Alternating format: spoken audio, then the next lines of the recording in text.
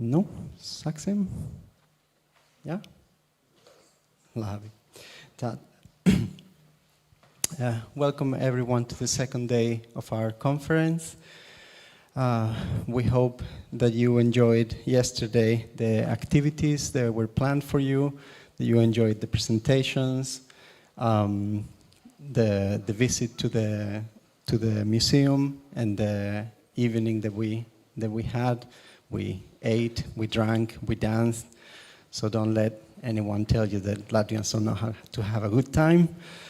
We're going to continue today with another round of presentations. We have 2 plenary talks for this morning. And then we will again divide our attention, our interests in 3 different sessions.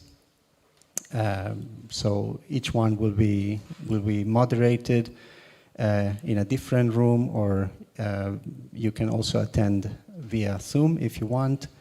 And you can find the details about each presentation in your schedule. Okay, so our first plenary talk for today, we have the pleasure of welcoming Professor Andris Veisbergs from the University of Latvia.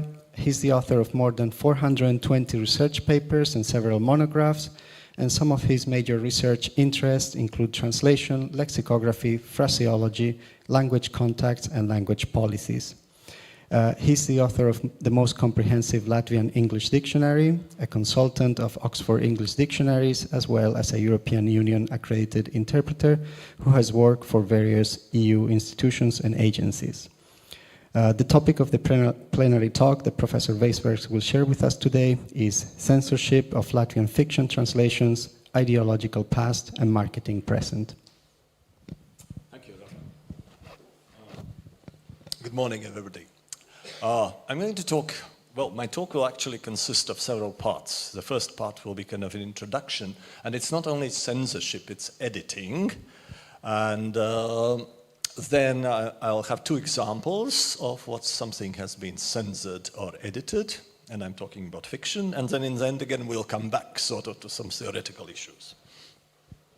Now, the distinction between censorship and editing is quite interesting one, and I think editing is an issue which has not been quite covered by research. There are several reasons for that.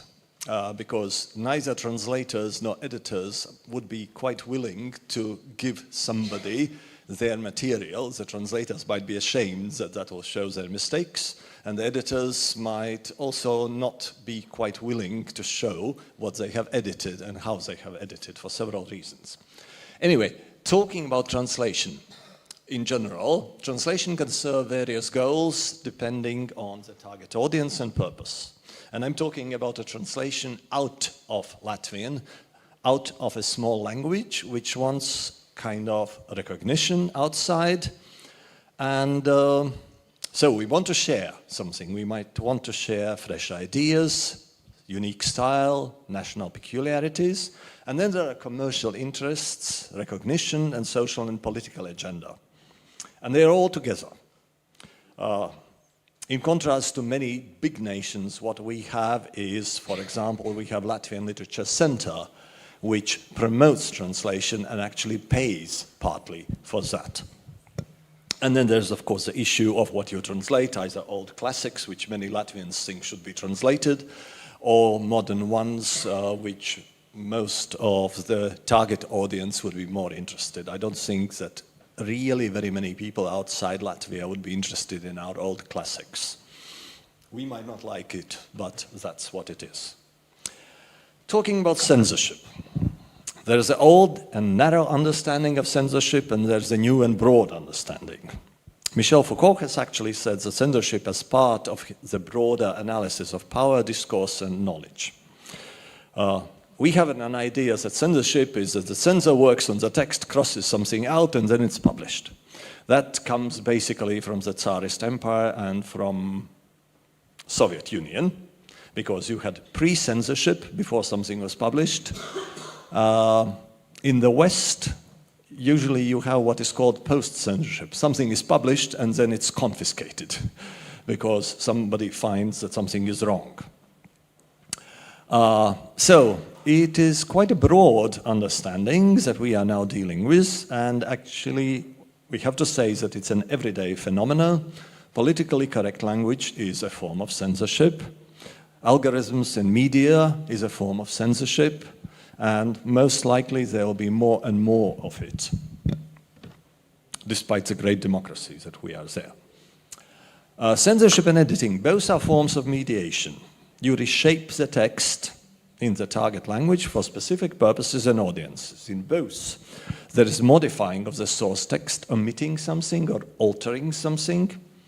Altering maybe because it would not be understood by another target audience. And it also responds to ideological, cultural, linguistic, and market norms and pressures. And I'll talk about these a bit later. Fluency is one of the aspects of editing.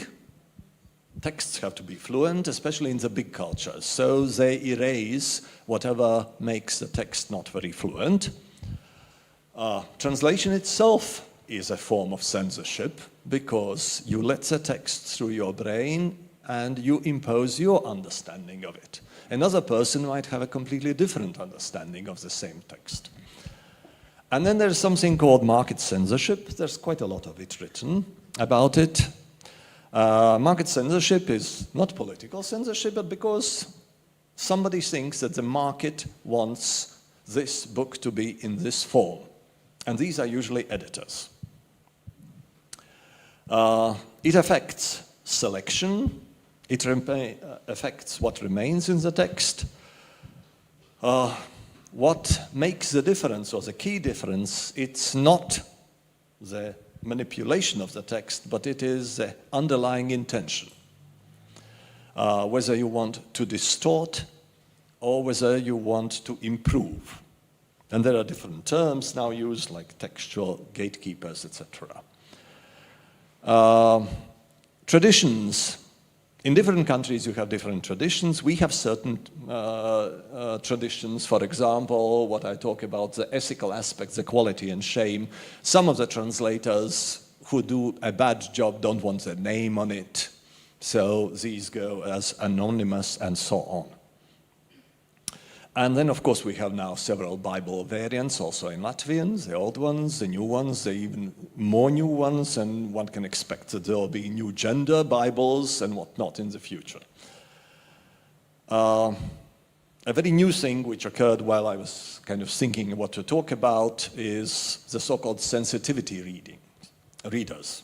This goes with sort of politically correctness and inclusive language. Now, even novels in the English world are given to sensitivity readers. These people read them through, and they, well, there's something I don't like there, and then the editor actually changes it.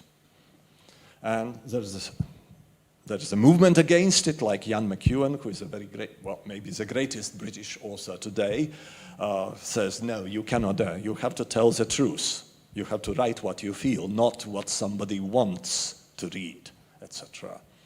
And Steven Pinker, psychologist and linguist, has got into big trouble now. He's now being sort of ostracized for his ideas that you can write only those things that, he's against it, that you can write only those things that are considered sort of politically correct. Okay, now the two books, something practical. Bells, The Voice of the Herald, and Norr Ixten, Soviet Milk. Two translations, different epochs. Bells, for those who don't know who Bells was, he was kind of a Soviet writer, and then he participated in an awakening, etc., etc. He was very popular. He has lots of translations. The last one is Arabic of Insomnia. I'm going to talk about this one, Sauce Bells, Voice in the Wilderness.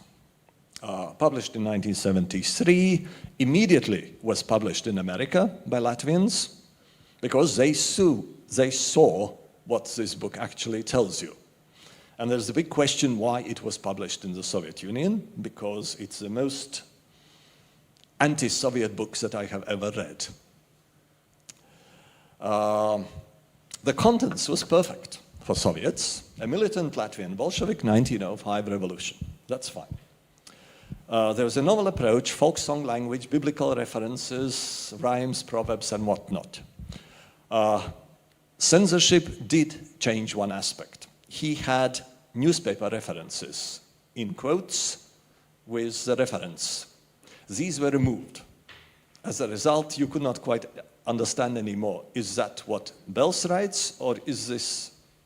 Well, it was kind of like a historical description. It was not so acute. It had a political tinge why it was done.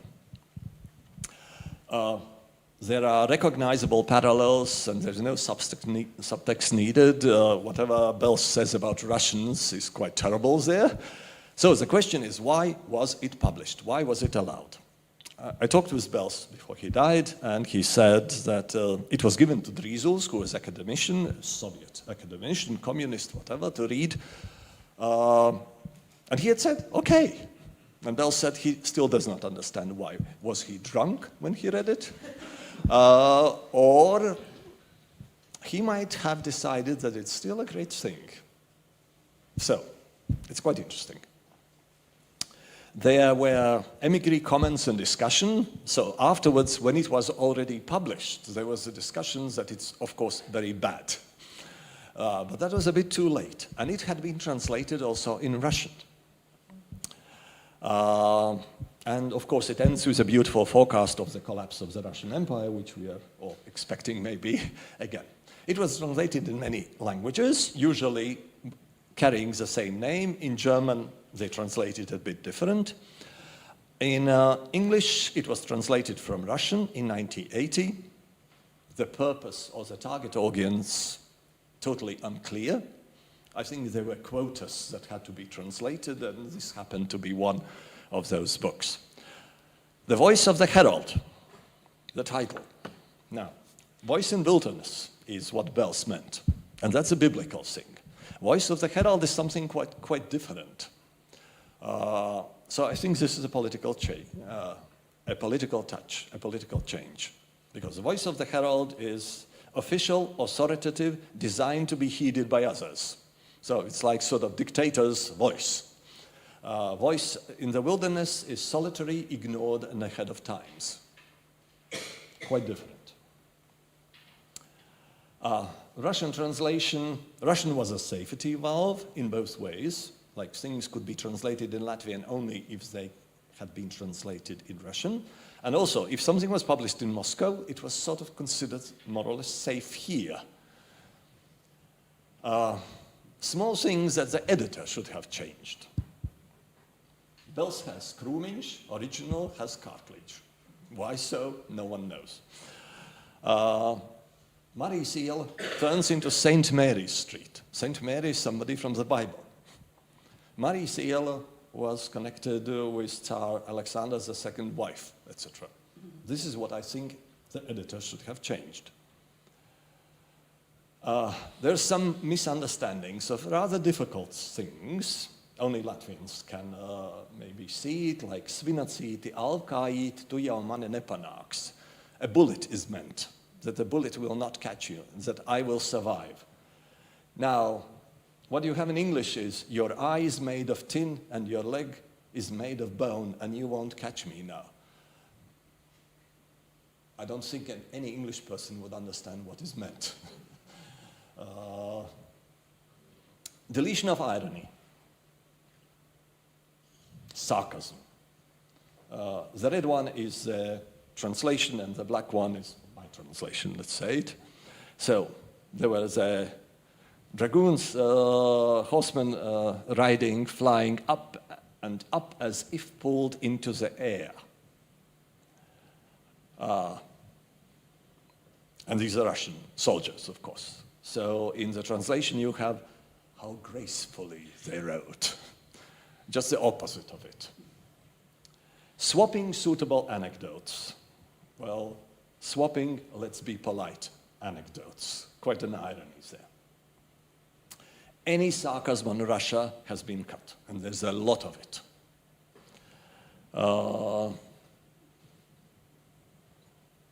The words of the great Russian military commander Suvorov were quoted in evidence, "Pulya dura, shtik молодец." This was all cut out. Suvorov was cut out also in German. That's GDR, East German thing. But that's the only cut in that translation.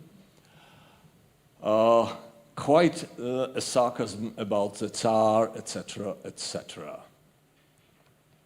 Ending, very important ending. In the beginning was a word of truth that goes out. Paragraph missing, words do not die, no wrong will be forgotten, no victim will be forgotten, no hero's name will be there. It's just the ancient curses, and this is how it ends.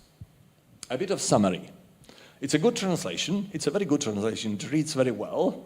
It's carefully censored in some places, which seriously distorts the subtext. It is mostly political. It's just political aspects which are that. There was a review, that's the only reviews that I saw, and that's written by Latvian, by the way, etc., who says, a very good translation. Only the genius, according to the definition of the term, can accomplish the impossible, because there are some things which are very difficult to translate. Right, so we jump forward. Nora Iksteiner, Mātes piens, 2015. Translated in many languages. Published by an English company called Pirini Press. Purity, sacred, you would expect.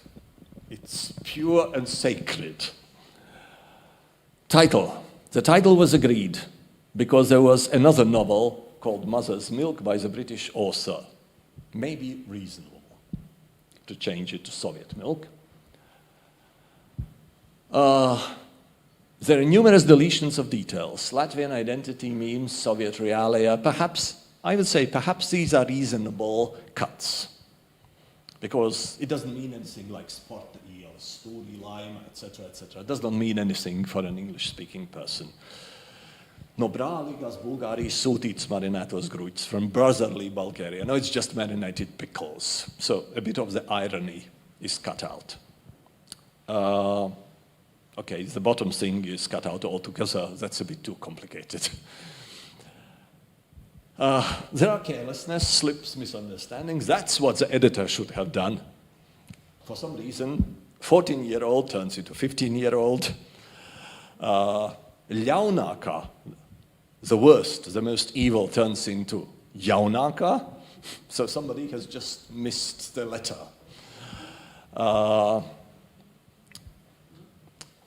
Marcipāna figūriņas dārgas. Marcipāna figūriņas called dārgais, dear one. Very strange. Well, that I would say is editor's job to find these things. Word meaning, piesmiet, sounds very much like rape to me when I read it, not like mocked by the Soviet Union. And then comes the omissions, and the omissions are huge. And for some reason, they center on love, life, and language. Almost like a poem. Everything that's in red has been cut out. And there's a lot of word love in the book. So in the end, there's hardly any love left in the book.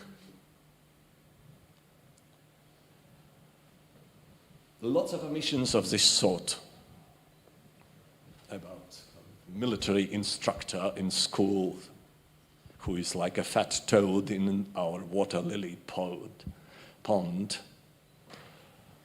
Till death do us part. Why has been this cut out? You can translate it very easily.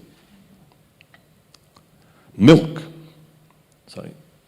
Jewish doctor's mafia may be politically correct cutting, but we can only guess. Milk. The book is about milk. Much of the milk has been cut out.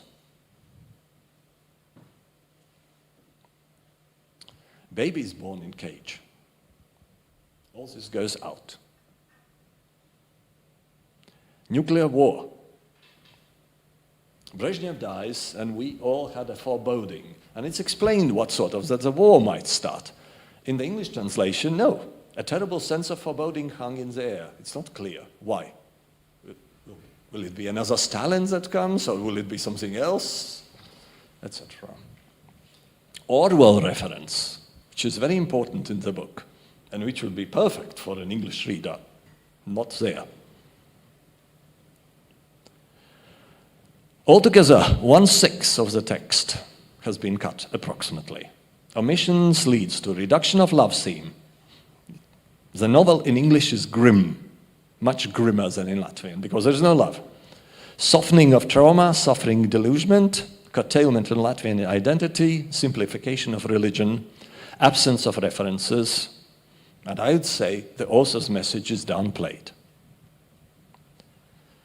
Now, the author herself, in 2018, has said, I protected all the boundaries in my experience too. No, I'm not ready for compromises where a foreign editor might start rearranging or constructing the text or making suggestions on how to advance the text. So you'd expect that Nora would be very much against it. I talked with her, and she said she trusted the editor. Okay. Reviews and comments, quite interesting. In summary, avoid it if you need cheering up, as it's about repression, mental health, addiction, and fraught mother-daughter relationship. Bleak. Not a comfortable novel. Well translated by Margit Geilitz, etc., etc. Smooth and sensitive to translation. No objections to translation. Devastating novel about women. And Geilitz has said that she worked very faithfully, and she did, and we'll come to that. Geilitz translates beautifully. Amazon. Customers. This is customers' summary. Customers praise the book for its Latvian language and symbolism. They find the story emerging and moving with a powerful narrative about an aging Latvian mother.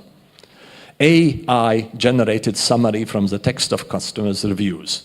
This book is great in Latvian, but fell flat in English. And I think this, in a way, summarizes it, because so much has been cut out. So, two very different works, different social systems, different goals of the original. Goal of having it translated, in both cases, okay. Goal of spreading the idea. I don't know whether anybody abroad actually has seen the English translation of Bells. Remained in Moscow libraries, most likely. For the second, okay. Goal of identity, subtext, and details retention. I'd say in both cases there's something wrong. Censorship. And the worst, in both cases, the reader remains blind to the fact that the text has been severely manipulated. I think in Iksten's case, there should have been a small introduction saying, we have cut it a bit. It's abridged. Yeah. Okay. Which brings me to Kundera. I hope you know the Czech writer Kundera. Who says, to rewrite a novel is to betray, to rewrite it for ideological reasons is to massacre it. And he talks about amputation, mutilation, castration, rape, and betrayal. Sounds very much like Iksten's, actually, book, etc. And after the catastrophe of the translation of the joke, I told myself I would never let it happen again. That's why I chose to write it in French. It's a language I can control, because he was so unhappy about what the editors did. Yeah. The Western idea very much is to prioritize fluency and readability over fidelity. And of course it goes back to the foreignizing versus ease of domesticated text in general, which we can talk about. So the line between editing and censorship is very thin. In both cases, you have linguistic, stylistic, cultural adaptation. Editing improves clarity, style, accuracy, etc. Reciprocity, collaboration is very much involved. And this is very important about Iksten's book, because the translator actually took to court the publishers who had totally distorted her translation. And she lost, of course, because there's always a small print which no one hardly reads, you know, etc., etc., etc. There's no collaboration, no reciprocity in the second case. And in the first case, Bells didn't even know that the book was being translated in English. He only learned about it later. Also informing the reader on manipulation. Abridgment or introduction would be quite a good. So if you have manipulation, ideological cuts and lack of transparency, it's censorship. If the change serves to erase something, it is censorship. Now, as to the Soviet milk, I think I will leave it as an open question for you to consider whether it is censorship or editing. Thank you.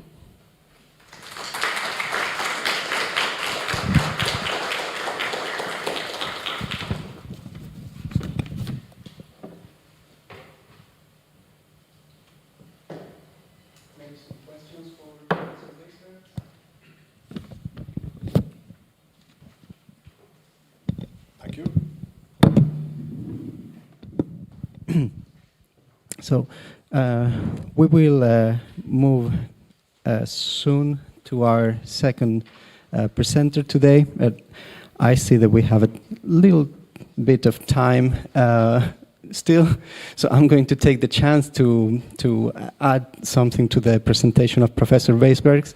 I have translated Mate's Piens to Spanish, and so I'm well acquainted with the text. And also with the English version of the text, definitely a case of both types of censorship: marketing censorship to make it more readable, and ideological censorship as well. There are several paragraphs about mother's milk, about the body, everything. There is bodily functions, there is body closeness between the characters. It's very much edited, so definitely a case of censorship. I've also been able to work with Albert Bells, have also translated Buris, and read the book that Professor Weisbergs was discussing. In that case, I think that the issue is that the English translation was done from Russian, so already this is the broken phone sort of effect. We have that. And I just wanted to point it out to one other type of editing, and it's when the translator finds mistakes in the original, which it happens. I remember talking both with Nora about a couple of mistakes, just factual mistakes, and one case also with Inga Gaile. She had several mistakes in Skaistas, just factual mistakes, and because the translator is reading so attentively the text and checking everything twice, and so sometimes those changes that just in the original just kind of go through. Then you write back and say, like, are you sure that you wanted to say that, or are you sure that such character is 15 or not 14, and so on and so forth. Lavi, just wanted to put my little grain of salt. Yeah, I think I had it on the slides, but I didn't say anything about it. What I don't like very much about this English translation is that it might work as a basis for retranslations in other languages. Mm-hmm. And that would mean that in all those languages, the same things will happen. It has been the basis for retranslations to languages. Yeah. It has been the case. Yeah. Thank you. Thank you.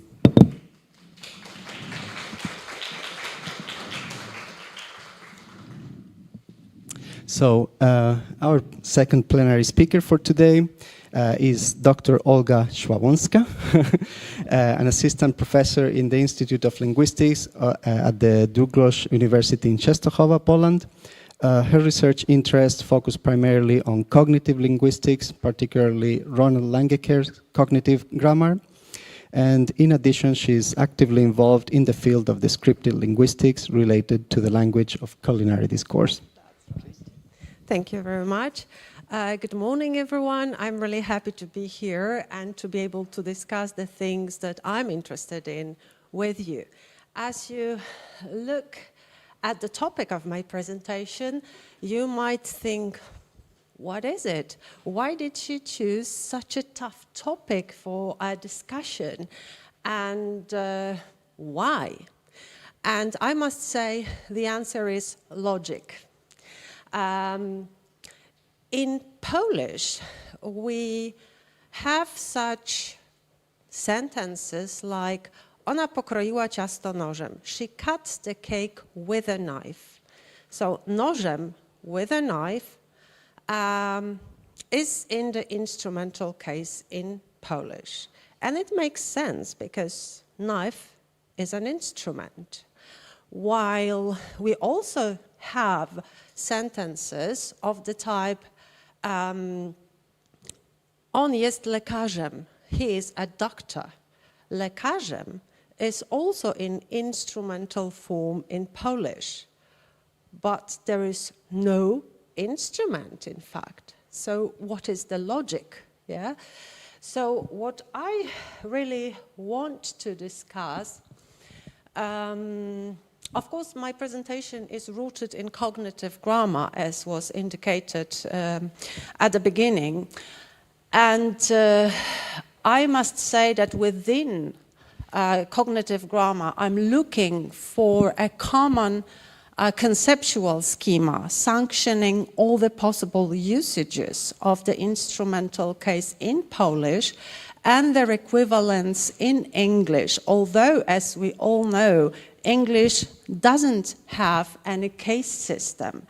But I think for Latvians, it's not so abstract, because as I read about Latvian language, you also have instrumental case, although what I could read about it is the fact that frequently instrumental case has the same form as accusative and dative. This is what I know about Latvian, and that's it. So hopefully you will be able to follow my point of view. So before I move on to the very topic, I think I should introduce some basic tenets of cognitive grammar. So what is cognitive grammar?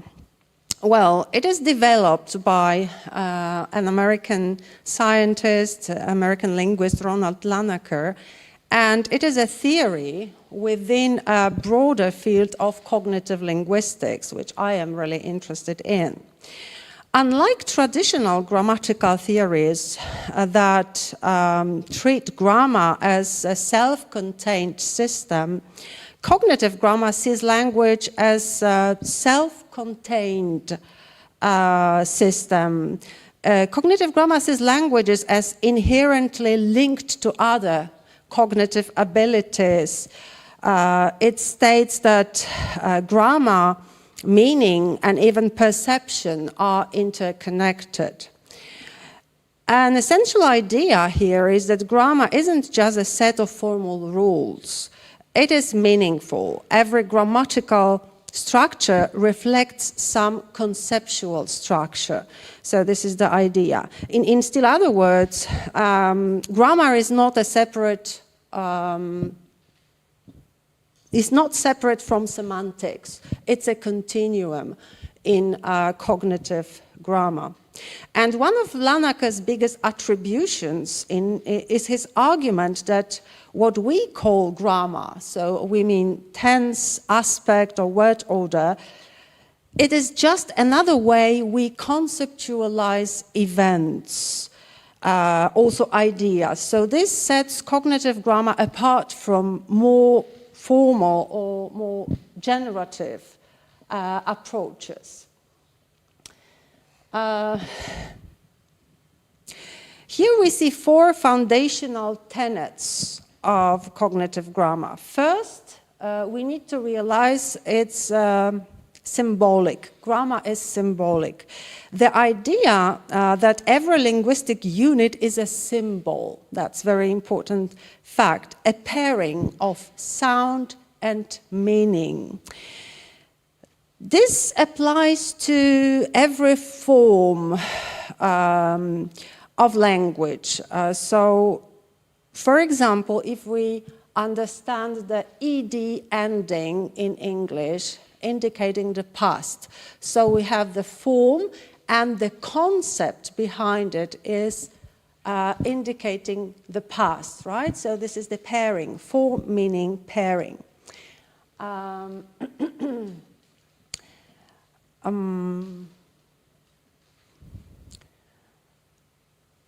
Secondly, cognitive grammar is a usage-based model. It is grounded in real usage data. That means a grammatical knowledge builds up through repeated exposure to language in context, and patterns are extracted from the language. So patterns emerge naturally. It's the way children learn language, for example. And third, as I indicated before, there is no strict syntax-semantic distinction, division. In traditional grammar, syntax is often treated separately from meaning, but in cognitive grammar, syntax is meaningful. So word order, constructions, also morphology are all understood in terms of how they reflect conceptual structures. And lastly, we need to understand the concept of embodiment. To clarify it, we can understand it that we perceive the world through our bodies because we have no other possibility to do it. So in this sense, the language is embodied. And construal reminds us that language reflects how humans, how people interact with the world, physically, socially, and also perceptually. So grammar, in fact, tells us how we experience and organize reality. Now let's look at some essential terminology, starting with the concept of symbolic unit, which I also indicated today. In cognitive grammar, every linguistic expression is a symbolic assembly. That is, it pairs a phonological pole, so phonological structure, with its form. So it's the form with a semantic structure, its meaning, I mean. So this applies to all levels of language, not just words. Even a prefix like "un" in English, in words like unhappy, for example, or a grammatical ending like "ed" that I mentioned before, they have huge shift from traditional views that separate words, lexicon, from grammar, the rules. Yeah, we know it's a symbolic unit. Another term is schema or schemas. These are abstract patterns that emerge from language use. And for example, when you think of learning your own language, when you hear plural nouns like, I don't know, books, cars, computers, you start to extract the pattern of plurality. You just know that there is a noun plus s, and it is it means plurality. Also, we need to understand construal. So most of the two distinctive ideas of cognitive grammar are construal and profiling.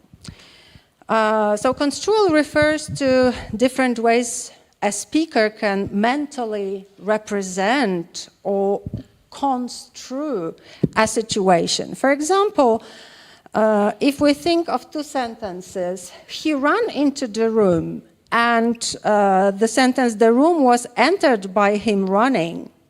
Well, in fact, the same event is construed, but differently. One is more dynamic, and the other one is more passive, and thus more abstract. And different abstracts of construal include focus, perspective, and salience.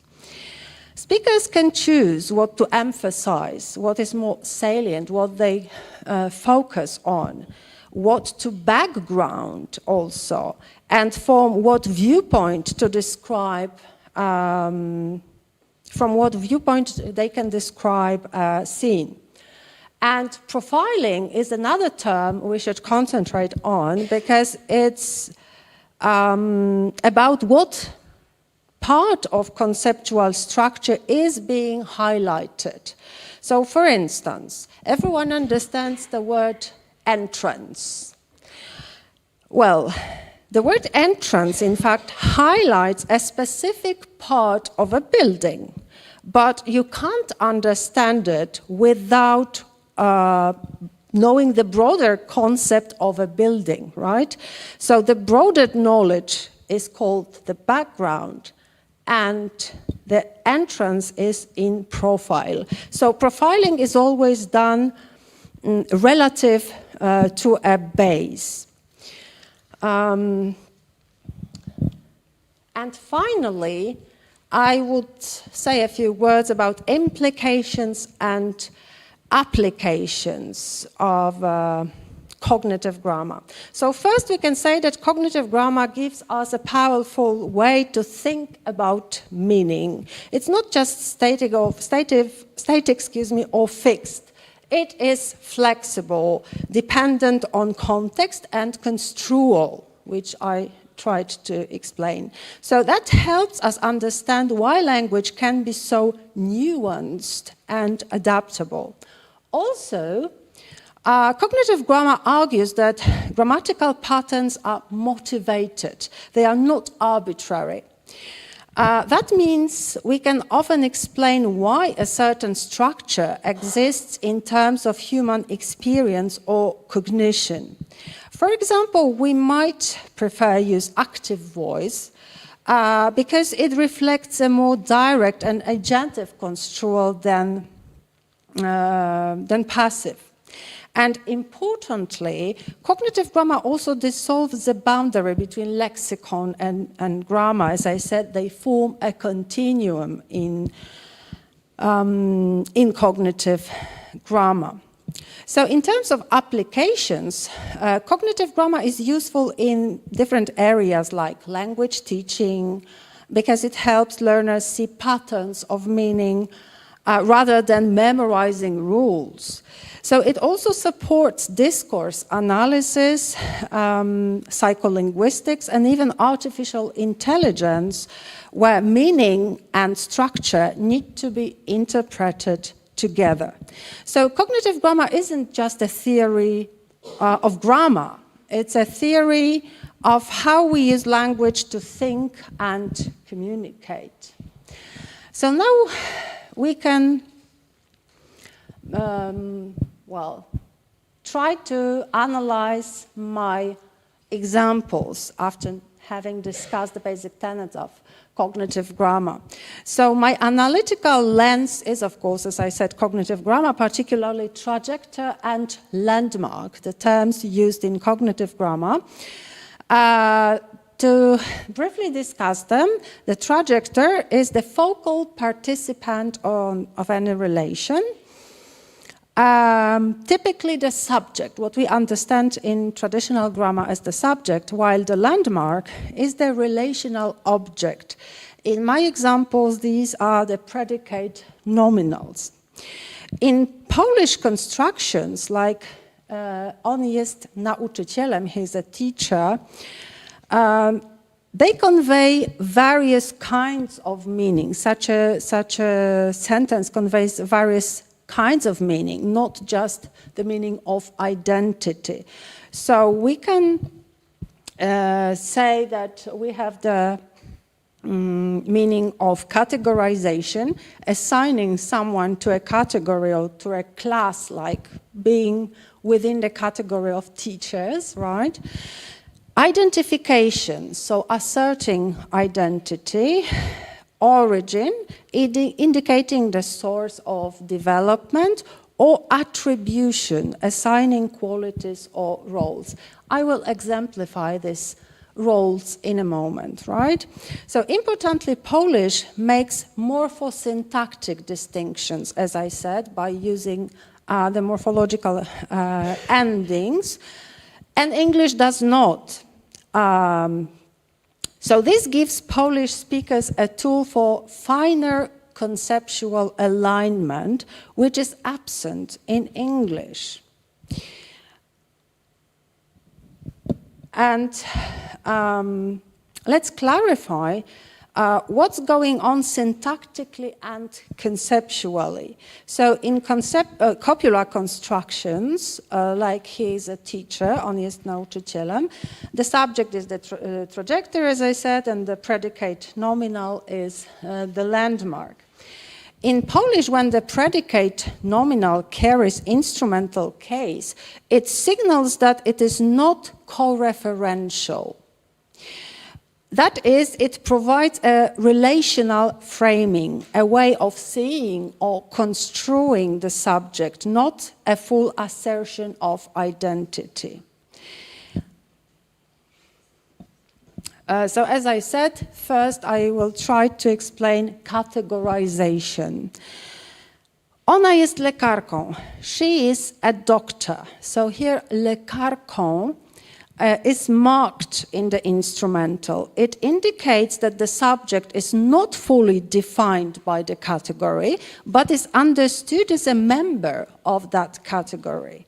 In English, the same, let's say, concept is expressed by the indefinite article, a doctor, which, well, performs similar function. However, because English doesn't mark the noun morphologically, the mediated status of the predicate is inferred rather than overtly encoded. So this mediation is the key word, because what I posit is the mediating schema. You will see later on what I'm talking about. So the conceptual difference between English and Polish here is the conceptual difference lies in profiling, I would say. In Polish, the predicate is backgrounded or non-central through case marking. The other function is identification, as you could see in the previous slides.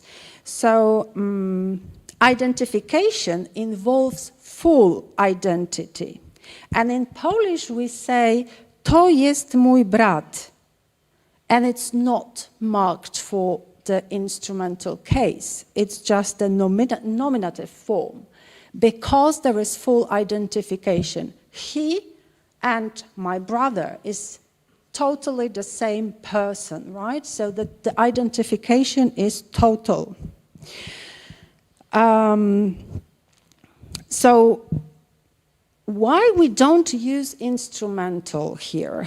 In these cases, the subject and predicate refer to exactly the same entity, which should be stressed. So Polish uses the nominative case, explicitly avoiding this instrumental because of this full identification. So we can say that Polish disallows the instrumental, a clear indication that case encodes more than syntax. It encodes conceptual structure.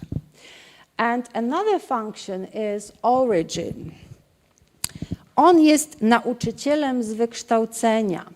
He is a teacher by training. So the phrase z wykształcenia, by training, discusses a developmental path. He became a teacher through education. So the instrumental nauczycielem marks the end point of that path. Thus, in terms of image schemas, this invokes source, path, goal schema.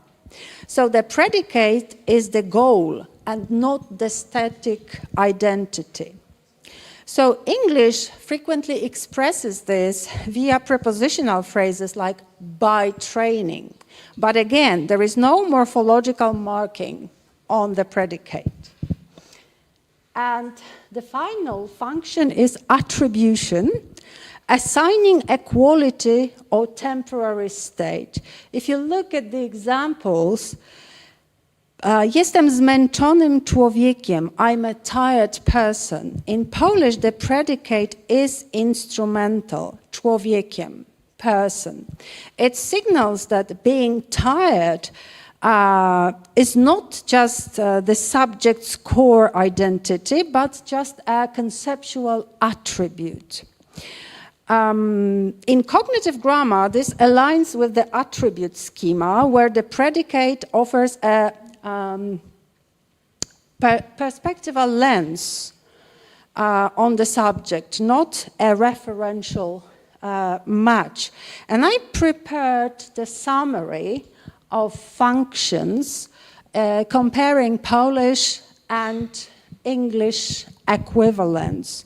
So the key takeaway is that Polish morphologically distinguishes between mediated, thus non-core and core identity predicates, while English uses just syntactic and lexical signals, we can say.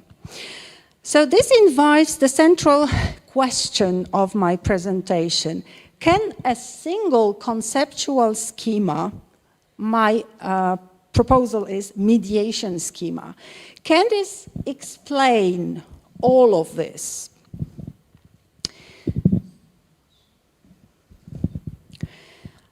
Well, here we formally frame the research problem. What conceptual function does the instrumental serve in Polish? Can a single schema account for categorization, attribution, origin, and identity across both languages? And how do formal syntax, as discussed by Bondaruk, and semantic or case studies done by Mikulski constrain or inform this model? Ronald Lanaker's cognitive grammar provides our framework. So we know that grammar is not a formal rule system, but a set of symbolic pairings between form and meaning. Constructions are inherently meaningful, including case markings. Copular clauses express relational meaning, not just a syntactic linking, because what we normally study at schools that copulars are linking verbs. So they go further and they say they express relational meaning. We also draw on image schemas. These are the recurrent and embodied conceptual patterns to describe how meaning is construed. So we can discuss the schemas of link, of containment, of source, path, goal, and attribute. I tried to show, discussing the examples in Polish and in English. So just to recall, trajectory is the entity of focus, often the subject, and the landmark is the predicate nominal, which expresses the role, category, or origin. In copular constructions, the trajectory is profiled through the landmark. And when I analyzed the copular constructions discussed by Bondaruk, she shows multiple clause types in Polish. I just present the four of them. These are predicational, specificational, equative, and identificational, but only some support the construal, which I call mediated construal. So the instrumental is primarily used in predicational clauses where the trajectory is not identical to landmark. And towards the mediation schema, this is my proposal. The mediation schema posits that the predicate nominal mediates our understanding of the subject by framing it in non-core relational terms. So we know that the predicate is not co-referential. It functions to locate the trajectory within a role, category, or path. Polish uses instrumental to mark these functions, and English uses indefinite determiners, syntactic structure, or contextual cues to express similar concepts. So this schema accounts for the Polish-English contrast without positing radically different conceptual systems. So both languages instantiate similar conceptual structures, like he is a doctor and on jest lekarzem. They both profile relational role. But Polish uses this morphological signaling, like instrumental, to denote non-identity, whereas English leaves this implicit. Thus, the mediation schema is language independent in conceptual terms, while it is language specific in morphosyntactic realizations, right? Thus, the mediation schema in fact partially fulfills the idea of sanctioning all the usages of instrumental in Polish. But this reflects Lanaker's insight that grammar is meaningfully motivated and not arbitrary.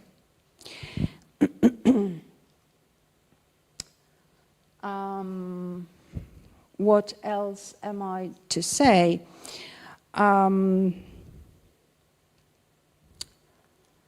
So the predicate nominal mediates the construal of the subject without being identical to it, right?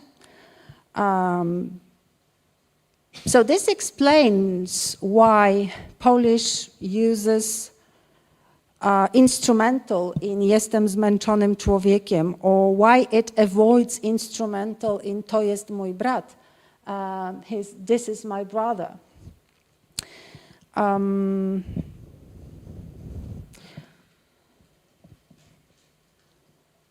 Okay.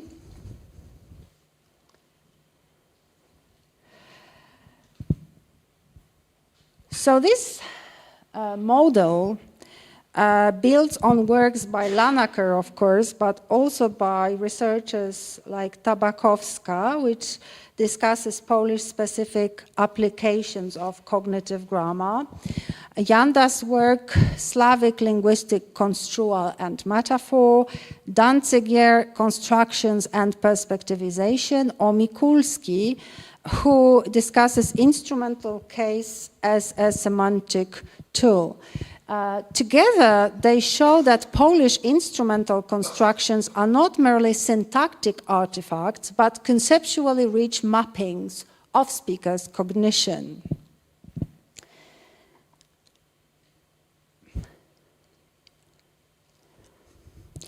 So let's contrast specific examples. Ona jest nauczycielką, she is a teacher. As we discussed, this is the function of categorization, a member of a category, being a teacher. In Polish, this morphologically marked ending, while in English we've got this a teacher, the indefinite article. Z wykształcenia jest inżynierem, by training he is an engineer, this is the function of origin. Był naszym przewodnikiem, he was our guide, this is the role attribution. In each of these cases, Polish marks the non-core nature of the predicate nominal, while English uses discourse and syntax, but does not overtly mark this distinction, right? And this supports a model, shared conceptual schema, but different formal realizations. And again, we've got the discussion about this schemas, which, well, altogether can form this mediating schema. So in this link, we have the subject and predicate relationally connected. In attribute, we've got the predicate attributes, a role or a status, containment, subject is conceptualized as an insight, category being a doctor, for example, or source path goal, origin or development. z wykształcenia, by training or by education. So these schemas are embodied, and these are embodied cognitive patterns as discussed by Lakoff and Johnson, and they underlie the grammatical structures we observe. And here are some key Polish uses of the instrumental. Once again, ona jest artystką, she's an artist. Another example of categorization or class inclusion. Był naszym przewodnikiem, he was our guide. This is the attribution, role ascription. Z wykształcenia jest inżynierem, the role of, the function of origin. And on jest moim ojcem, identity, although I should say, well, the example in fact is instrumental, so it's not a good example. This is my father, to jest mój ojciec should be here, and not, the example here is not very good. Now I realized it. So we need to pay attention to the Polish gender agreement also. She is an artist, artystką, while he is an artist, artystą. But, well, so again, just to have a look at the English equivalents and the English construal. She is a teacher is again class membership. Okay.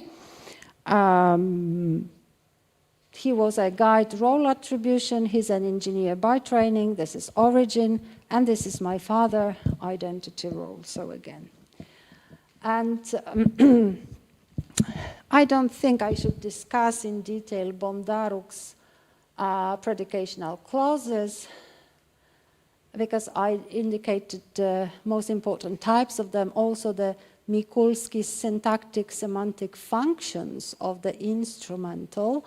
But what I should refer to is the study which refines Mikulski's use, is the study by Mikulska and Mikulski's, because they investigate where the instrumental is licensed and where or when it's blocked.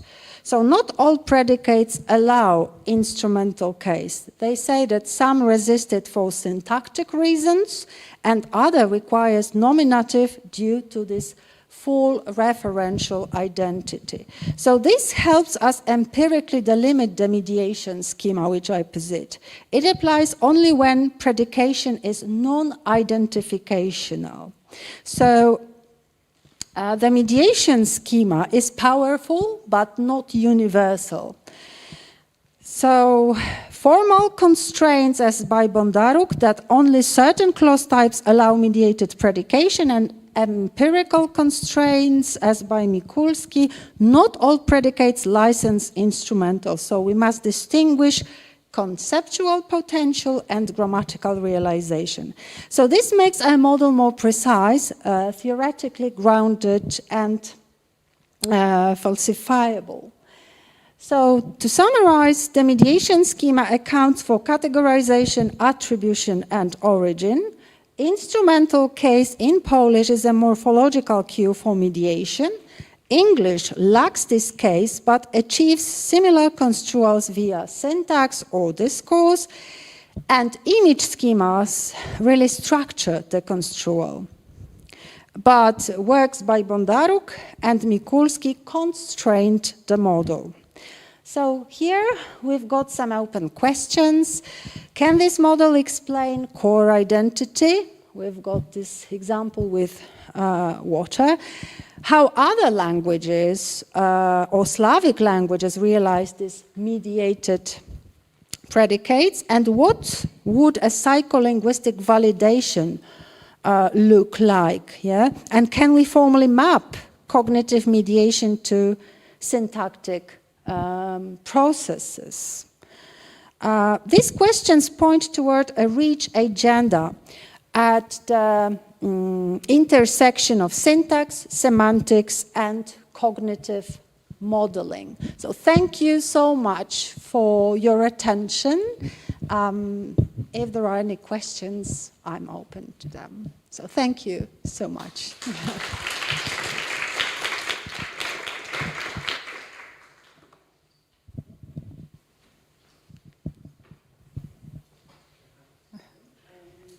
you very much. It was very interesting. I have a short question. What do you mean? Does language and the grammar shape the way how we are thinking? So I would say the other way, that our thinking shapes the way we express the concept in the language, okay? So it's a different way we perceive it from the perspective of cognitive grammar, because it is not a set of rules we study, but we abstract the rules, let's say, or patterns, maybe a better word, from context, yeah? Okay, thank you very much.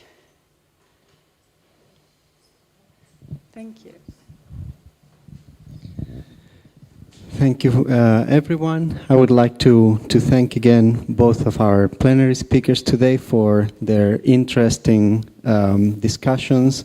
Very different, the topics, but both of them interesting in a different way. I would like to invite everyone to continue relaxing and mingling for a while during the coffee break, and then to attend the different presentations that will take place this afternoon. Not this afternoon, right away at 11:30.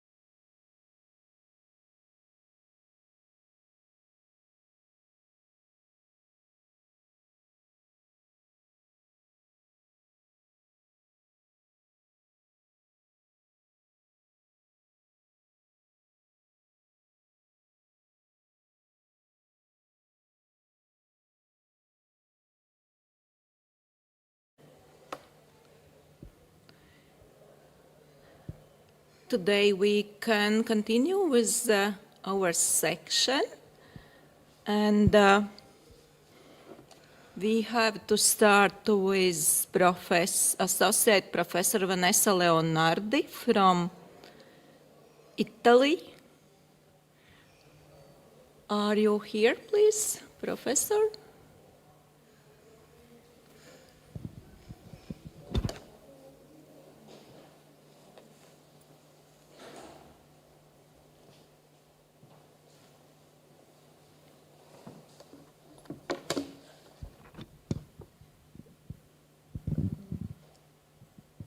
Is it possible for me to see who is online? Vai ir iespējams, ka es redzu, vai kāds ir online? Nevaram tā uzlikt ekrānu.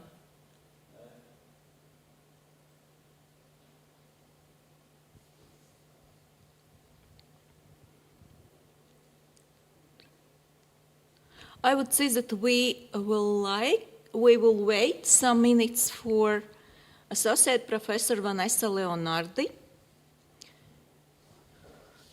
She is Associate Professor of English Language and Translation in the Faculty of Economics Sapienza, University of Rome. But if she isn't here, then we will have a 20-minute break now.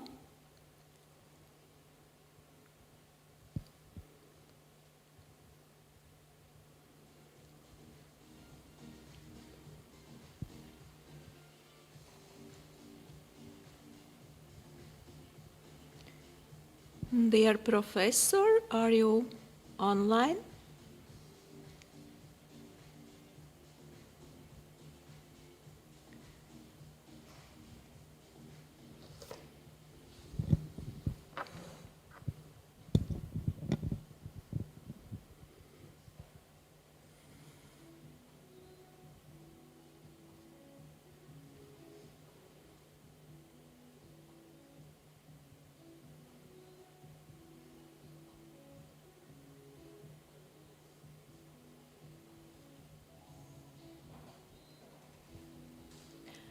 Warten wir noch ein paar Minuten, also etwa 5 bis 10 Minuten. I would say we wait for some 5-10 minutes. And if Vanessa Leonardi isn't online, then we will have a break till 11:50. And we will continue with Frau Professor Daniela Pelka, Institute for Germanistik. Also, we will continue then with the interplay of text and images on the covers of German cookbooks, but only after 20 minutes, 11:15.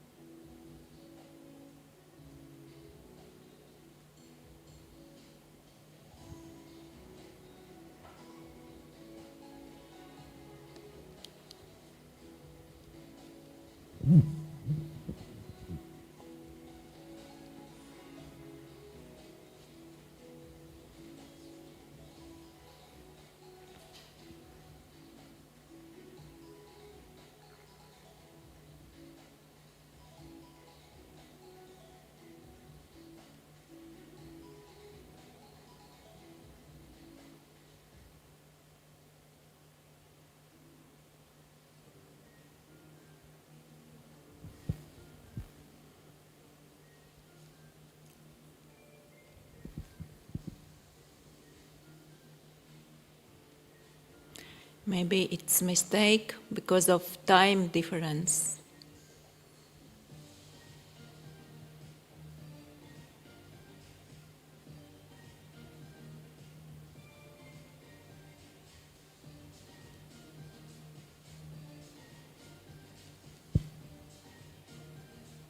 Which time difference do we have with Italy? 1 hour, and now it's 10:30. Okay.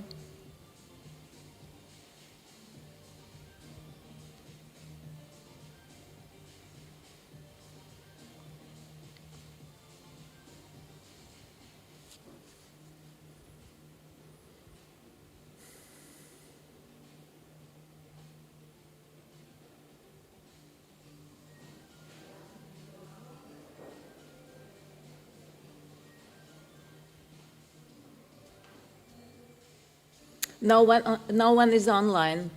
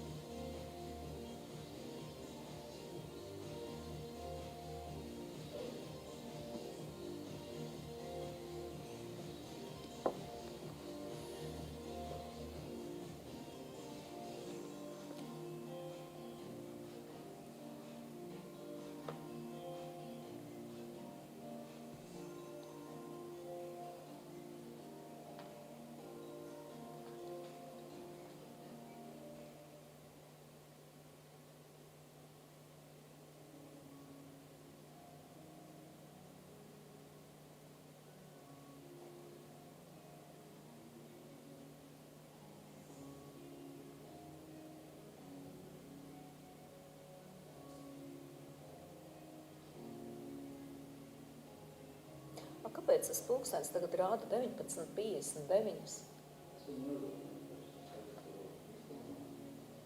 Jo nav jau 2. Okay.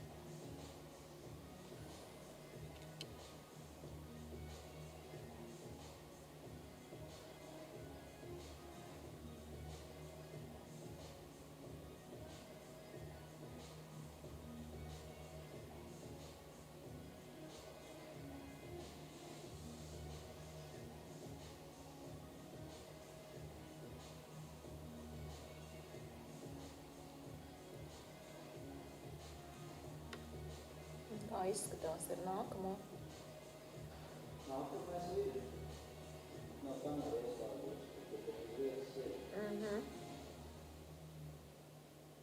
Divas minūtes vēl it kā, ne?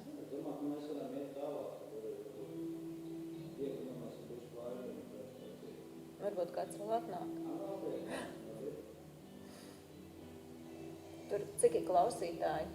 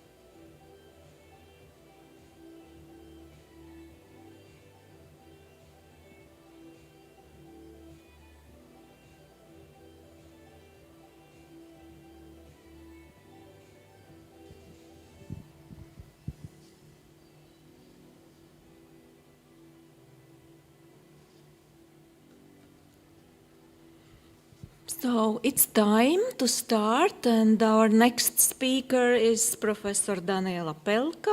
Also Frau Professor Daniela Pelka, Institut für Germanistik, Oppeln, zum Zusammenspiel von Schrift und Bild auf den Titelseiten deutscher Kochbücher. Frau Professor, können Sie mich hören?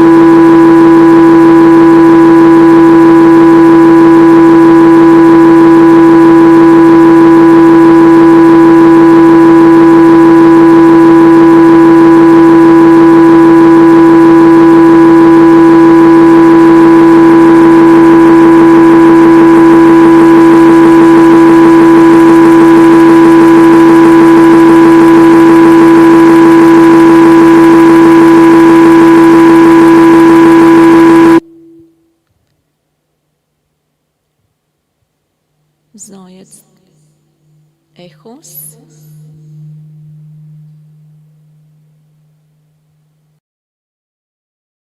Ihrer Seite dann die Mikros ausgeschaltet werden.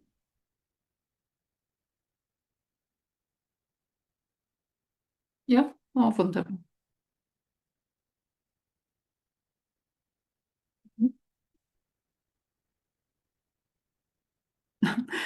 Vielen Dank. Noch einmal, ich freue mich sehr, dass ich an der Konferenz teilnehmen darf. Leider nicht vor Ort, aber zumindest auf diesem Wege. Ich höre mich jetzt leider selbst als Echo. Vielleicht kann man damit noch etwas machen. Aber alles gut. Okay, gut. Ich höre mich zwar als Echo, aber dann muss ich das irgendwie ertragen. In Ordnung. Das Thema meines Beitrags ist schon zu sehen, hoffe ich. Ich schalte mal jetzt das Video aus, vielleicht wird das dann besser. Meinen Beitrag habe ich in mehrere Teile gegliedert. Und zwar in 4: Bildlinguistik, Text und Bild, Titelseite, Ziel der Untersuchung, Analyse und abschließende Bemerkungen. Und ich beginne dann mit dem ersten Punkt. Dass ein Bild mehr als 1000 Worte sagt, gehört fast schon zu den Gemeinplätzen der deutschen Sprache. Daher wird die Kommunikation seit geraumer Zeit immer stärker durch Sprache und Bild realisiert. Und auch in der Wissenschaft beobachtet man ein gestiegenes Interesse an der Erforschung visueller Kommunikation. Selbst die Linguistik, die sich lange Zeit auf das rein verbale Zeichensystem konzentrierte, erweiterte allmählich ihren Blick auf andere, darunter auch bildliche Erscheinungsformen der Kommunikation. Zwar ist das Thema Text und Bild bereits seit den 70er Jahren Gegenstand zahlreicher Monographien, Sammelbände und Zeitschriftenbeiträge, aber erst nach der Jahrtausendwende tauchte der Begriff Bildlinguistik als Bezeichnung einer spezifischen Perspektive innerhalb der Text- und Medienlinguistik auf, aus der sich allmählich ein selbstständiges Teilgebiet der Sprachwissenschaft entwickelte.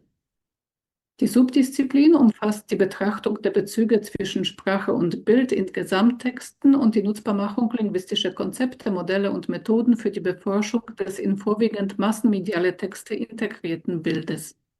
So Klemmstückel. Im Zusammenhang mit der Nebeneinanderstellung funktioniert das nicht mit dem Weiterverschieben. Oh, jetzt. Im Zusammenhang mit der Nebeneinanderstellung von Text und Bild sollte an dieser Stelle angemerkt werden, dass beide Begriffe in der Linguistik mit verschiedenen Inhalten verbunden werden. So erwähnen Klemmstückel, dass es materielle Bilder, sprachliche Bilder und mentale Bilder gibt, die unauflösbar verknüpft sind und in ihrer Verbindung bedacht werden müssen. Und auch Text wird von verschiedenen Autoren unterschiedlich ausgelegt. Einmal wird darunter nur Sprachliches oder gar Schriftliches verstanden, ein anderes Mal wird der Begriff erweitert und zusätzlich auf daneben auftretende visuelle Codes ausgedehnt. Ein Konglomerat aus sprachlichen und grafisch-bildlichen Teiltexten wird dann als Gesamttext und somit multimodales Gebilde betrachtet. Verwendet Sandig dafür den Begriff Sprache-Bildtext und Dickmanns-Henke Kommunikat, spricht Storre von Text-Bild-Texten und Makowska von Text-Bild-Gemengen oder Sprache-Bild-Gefügen, so wird im Folgenden nach Schmitz von einer Seefläche gesprochen, worunter nach dem Autor eine Fläche verstanden wird, auf der, Zitat, Texte und Bilder im geplanten Layout gemeinsame Bedeutungseinheiten bilden. Zitat Ende. In der Konsequenz wird mit Text im engeren Sinne der reine Sprachtext und unter Bild das materielle Bild bezeichnet. Zudem wird im Hinblick auf die verbalen Elemente der traditionelle Definition des Textes als eine Folge von Sätzen in Anlehnung an Hausendorffs Konzept der sogenannten kleinen Texte auf Einheiten erweitert, die manchmal nur einen Satz, eine Phrase oder gar ein Wort umfassen. Darauf, dass ein Bildlinguistik daran gelegen sein sollte,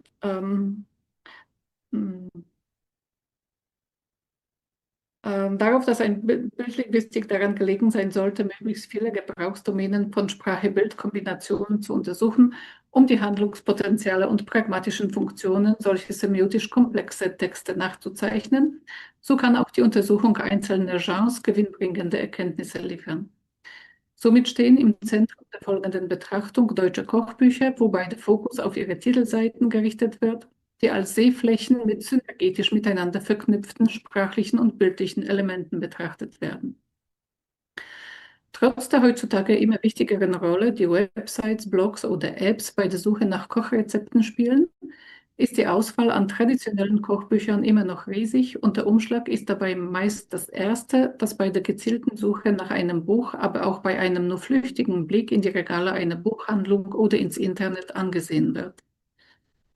Umso wichtiger ist es für Verlage, die Aufmerksamkeit der potenziellen Kunden durch eine ansprechende Covergestaltung zu wecken. So spielen auf der Titelseite mehrere Momente eine Rolle, deren Aufgabe darin besteht, die Rezipienten anzusprechen. Darunter der Inhalt des Titels, die Typografie und die Bildgestaltung. Gut aufeinander abgestimmt können sie alle als werbliche Gestaltungsmittel genutzt werden, um die Aufmerksamkeit und das Interesse der potenziellen Leser und Kunden auf das Buch zu lenken. Im Zentrum des Interesses steht im Folgenden der Zusammenhang zwischen Bild und Schrift auf den Titelseiten deutscher Kochbücher, wobei der Versuch unternommen wird, ihre kommunikativen und ästhetischen Leistungen aufzuzeigen. Als Untersuchungskorpus werden Titelseiten von Kochbüchern genutzt, die in der Google-Suchmaschine nach Angabe des Stichwortes Kochbuch als Grafiken zu finden waren, wobei die Bücher seit dem Jahr 2000 erschienen sind. kamen Titelseiten von Rezeptsammlungen älteren Datums, oft mit einem einfarbigen Hintergrund, eventuell mit dezenten Verzierungen und ohne Bildmaterial aus, ist dies bei gegenwärtigen Kochbüchern nur ganz selten der Fall. Zwar finden sich hier auch heute vereinzelt solche, die fast gänzlich auf bildliche Darstellungen verzichten, doch gehört es mehr oder weniger zur Norm, dass es hier zur Verflechtung sprachlicher und bildlicher Ressourcen kommt, indem sich auf dem Umschlag neben dem Titel diverse Fotos, Bilder oder andere Illustrationen finden. Ist man bei der ersten Gruppe, den Covers ohne Bilder, darauf angewiesen, den Inhalt des Buches an seinem Titel zu erkennen, wie zum Beispiel bei Das Deutsche Kochbuch, liefert bei der zweiten das Bild oft ein deutliches Indiz dafür, dass es sich hierbei um ein Kochbuch handelt oder handeln kann. Besonders wichtig ist eine solche Vermittlung des Buchinhalts bei Titeln, die nicht auf den ersten Blick erkennen lassen, dass das Buch eine Rezeptsammlung ist. In diesem Fall kann man von einer Komplementarität von Titel und Bild sprechen, bei der die Lücken der einen Informationsquelle durch die andere geschlossen werden.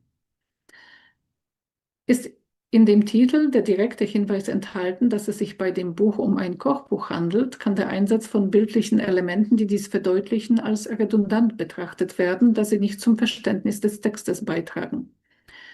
Dennoch sind sie nicht ganz unnütz, da sie nicht nur die Zuordnung des Buches zu einer bestimmten Textsorte erleichtern, sondern darüber hinaus dank der doppelten Kodierung der Information die Geschwindigkeit der inhaltlichen Verarbeitung des Kommunikates und dessen Behaltungsleistung steigern. Nach Opiłowski bewirkt der tägliche Umgang mit der Produktion und Rezeption von Texten und Bildern, dass sich bestimmte Konventionen herausbilden, auf deren Grundlage sich multimodale Texte einer bestimmten Textsorte oder einem bestimmten Medium zuordnen lassen, wobei die Voraussetzung für solche Normen der wiederholte und konstante Muster hervorbringende Einsatz bestimmter formale und thematische Mittel in vielen Textträgern ist. Zu solchen Mitteln können im Fall der Titelseiten deutscher Kochbücher Darstellungen von Gerichten, seltene Zutaten angesehen werden, die unter den hier eingesetzten Bildern die mit Abstand größte Gruppe ausmachen. Das wiederum führt dazu, dass man hier von einer Konvention sprechen kann, bei der der Einsatz solcher Bilder auf der Titelseite eines Buches Assoziationen mit einem Kochbuch evoziert.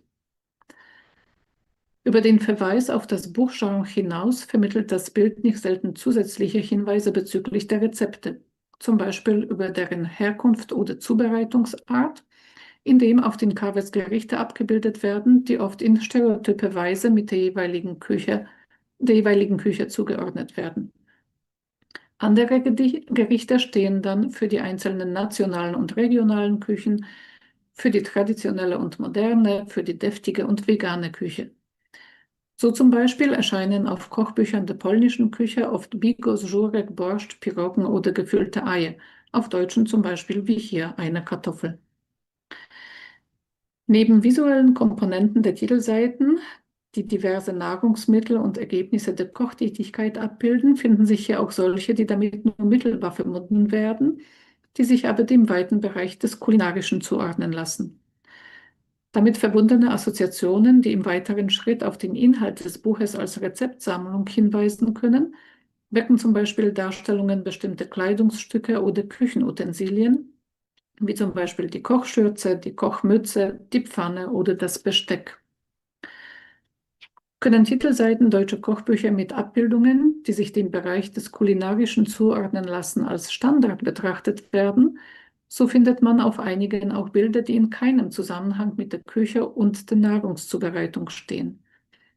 Einerseits kann man hier von einem Bruch mit der Norm sprechen, andererseits aber auch von einer Anreicherung der Textsorte in ihrer Konvention. Die Bilder korrespondieren zwar nicht mit dem Kochbuch als Textgattung, wecken aber Assoziationen mit einer Erscheinung der außersprachlichen Wirklichkeit, auf die im Titel referiert wird. Als Beispiele können hier bestimmte Ziermuster angeführt werden, die in symbolischer Weise mit einem Land oder einer Jahreszeit verbunden werden, die im Titel Erwähnung finden. So zum Beispiel stellen bestimmte volkstümliche Blumenornamente konventionelle Verknüpfungen mit Polen und verzierte Christbaumzweige mit Weihnachten her. Liegen bei den präsentierten Beispielen mehr oder weniger freie künstlerische Darstellungen vor, So kommen auf den Covers zuweilen auch Zeichen zum Einsatz, denen das Merkmal der Interikonizität zugeschrieben werden kann, worunter in der Medienwissenschaft Bezüge von Bildern zu anderen, fest im kollektiven Gedächtnis einer Gemeinschaft verankerten Bildern verstanden wird. Einmal kommen die Bilder auf den Titelseiten der Kochbücher in Entschuldigung, in derselben Gestalt vor, wie man sie aus den Präbildern kennt, wie zum Beispiel die Landkarte der BRD. In anderen Fällen wird das Präbild einer Modifizierung unterzogen, bei der allerdings das Original erkennbar bleibt. Mit solch einem Fall hat man es beim deutschen Staatswappen zu tun, das auf folgendem Cover wie ein gerupftes Huhn in Kochmütze und einem Ei unter den Beinen aussieht, oder bei den betenden Händen von Albrecht Dürer, zwischen denen ein Bürger erscheint. Eine weitere Gruppe von Bildern, die man auf den Covers deutscher Kochbücher findet, stellen diverse Abbildungen von Menschen dar. Zum einen sind diese Darstellungen mit einem Element des Titels kohärent, zum anderen weisen sie semantische Verbindungen mit dem Namen des Buchautors auf. So deuten zum Beispiel Personen auf dem Cover von Echt Türkisch, 80 Originalrezepte von Börek bis Baklava, die Herkunft der Rezepte an, und die fettleibige Frau auf dem Cover von Adipositas Kochbuch für Frauen oder die durchtrainierte Frau auf dem Cover von Fitnesskochbuch für Frauen weisen auf die anvisierte Rezipientengruppe hin, also Frauen, die abnehmen und fit werden möchten. Im Falle von prominenten Autoren fungiert ihr Foto als Köder, der das Markenimage der Person nutzt, um Leser anzusprechen, aber lediglich, wenn der Autor zugleich ein Koch ist und als solcher erkannt wird, lässt sich auch eine Verbindung zum Buchtitel ziehen. Anhand des Zusammenwirkens der schriftlichen und bildlichen Elemente auf einer Sehfläche lässt sich auch beobachten, wie die einen die Bedeutung der anderen bzw. die damit verbundenen Assoziationen beeinflussen. Lässt sich das Lexem Heimat im Titel von Neue Heimat im Kontext des modifizierten deutschen Staatswappens als Bezeichnung für die Bundesrepublik Deutschland verstehen, so bewirkt der Titel von Zyklus im Glück, das Kochbuch, dass das Foto einer halben Blutorange gedanklich nicht nur mit einer Frucht verbunden wird. Ähnlich bewirken die Verweise 50 Schattierungen und fesselnde Rezepte auf der Titelseite von 50 Shades vom Huhn, dass das Huhn nicht nur mit Essen assoziiert wird. Man kann hier sehen, wie die beiden Teile der Sehfläche, die schriftliche und die bildliche, einander kontextualisieren und monosemieren. Neben der Vermittlung von Informationen sind Bilder gut dazu geeignet, Emotionen auszulösen und Erlebnisse hervorzurufen. Schon anhand der wenigen präsentierten Kochbuchcovers wird deutlich, dass die dadurch evozierten Emotionen je nach Rezipienten, seiner kulturellen Prägung und individuellen Erfahrung aber auch unterschiedlich sein können. Ein Bild eines Gerichtes kann Inspiration liefern und Appetit wecken, aber zugleich auch nur das Verlangen nach Kontakt mit Luxus und Exklusivität stillen. Werden das Staatswappen, das wie ein gerupftes Huhn aussieht, und die gefalteten Hände mit einem Bürger dazwischen, von den einen als amüsant und heiter, als kreative Schöpfungen mit Vergnügungseffekt gesehen, werden sie von den anderen als Schandmale betrachtet, die patriotische bzw. religiöse Gefühle verletzen. Auf jeden Fall ziehen sie mit Sicherheit den Blick des Betrachters an und animieren zum längeren Verbleiben bei dem Buch, was im Kontext der Verstärkung des Verkaufspotenzials das Wesentliche zu sein scheint. Und ich komme zu ein paar abschließenden Bemerkungen. Da bestimmte Texte aufgrund kommunikativer Erfahrungen mit prototypischen Situationen verbunden werden, in denen sie gebraucht werden, erwartet man bei ihnen den Einsatz bzw. Nicht-Einsatz von Bildern oder auch bestimmte Arten des Bildeinsatzes. Auch wenn bildliche Darstellungen auf den Titelseiten deutscher Kochbücher als fakultativ angesehen werden können, machen sie in den meisten Fällen einen festen Bestandteil des Covers aus.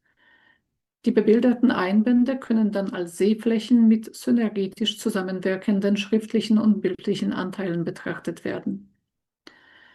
Zu den häufigsten bildlichen Darstellungen, die auf den Titelseiten deutscher Kochbücher erscheinen, zählen zweifelsohne Fotos von Gerichten oder Nahrungsmitteln. Ähnlich wie Abbildungen von Küchenutensilien lassen sie sich als Verweis auf die Textgattung ansehen. Zudem liefern sie aber auch Hinweise über die Art der im Buch zusammengetragenen Rezepte. Auf diese können auch Bilder hindeuten, die in keiner semantischen Beziehung zum Kochen stehen, wie auch Abbildungen von Menschen, die aber auch auf die Produzenten der Texte verweisen können. Ist das Bild meist mit dem Titel kohärent, ist es das im letzten Fall oft nicht mit dem Titel, sondern mit dem Autorennamen. Die Sprache-Bild-Komplexe haben verschiedene Aufgaben zu erfüllen. Sie dienen selten nur der Illustration und Attraktivitätssteigerung, sondern zum Beispiel auch der Argumentation und Persuasion und verfolgen verschiedene Zwecke zugleich. So können die Bilder auf den Titelseiten deutscher Kochbücher neben der dekorativen Funktion diverse Informationen übermitteln, Emotionen generieren und ästhetische Eindrücke auslösen, die von Begeisterung bis zu Irritation, von Erheiterung bis zur Abneigung reichen. Sie können unterhalten und Stimmungen erzeugen, Neugier wecken und Inspirationen liefern und auf diese Weise Aufmerksamkeit erregen. Und ich bedanke mich auch für Ihre Aufmerksamkeit. Vielen Dank.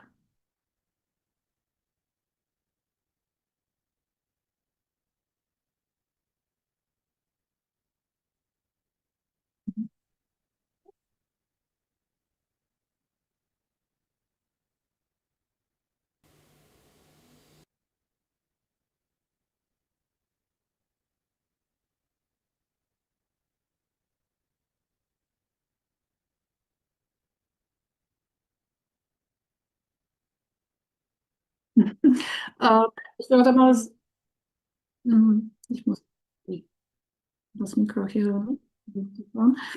Ähm, Ich würde mal sagen, dass diese Beispiele die Assoziationen hervorrufen, wie zum Beispiel eben diese halbe Blutorange oder das gefesselte Hähnchen, wo man die Orange eben dann nicht nur mit Essen, nicht nur mit einer Frucht verbindet, sondern dann eben auch zusätzliche Gedanken noch damit verbindet.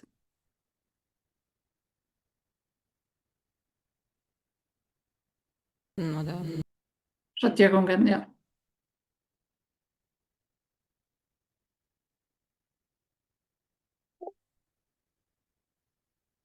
Ich bedanke mich auch.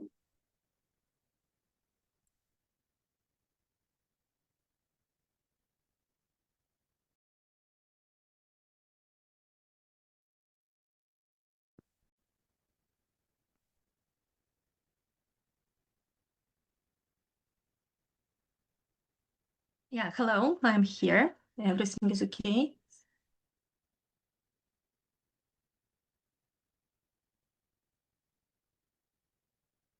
Mhm.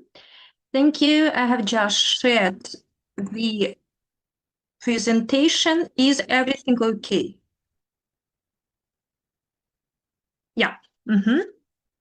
Okay, yeah. So, hello, and thank you for being here today. And my presentation focuses on on a thematic component of my ongoing doctoral research titled The Language of Audio Description for Silent Films, a corpus-based analysis. So this research is still in progress. So far, I have developed audio descriptions in Latvian for 27 silent films. And the focus of this speech is to examine the specific questions of audio description in silent film, and more precisely, how cinematic framing guides narrative choices within the process.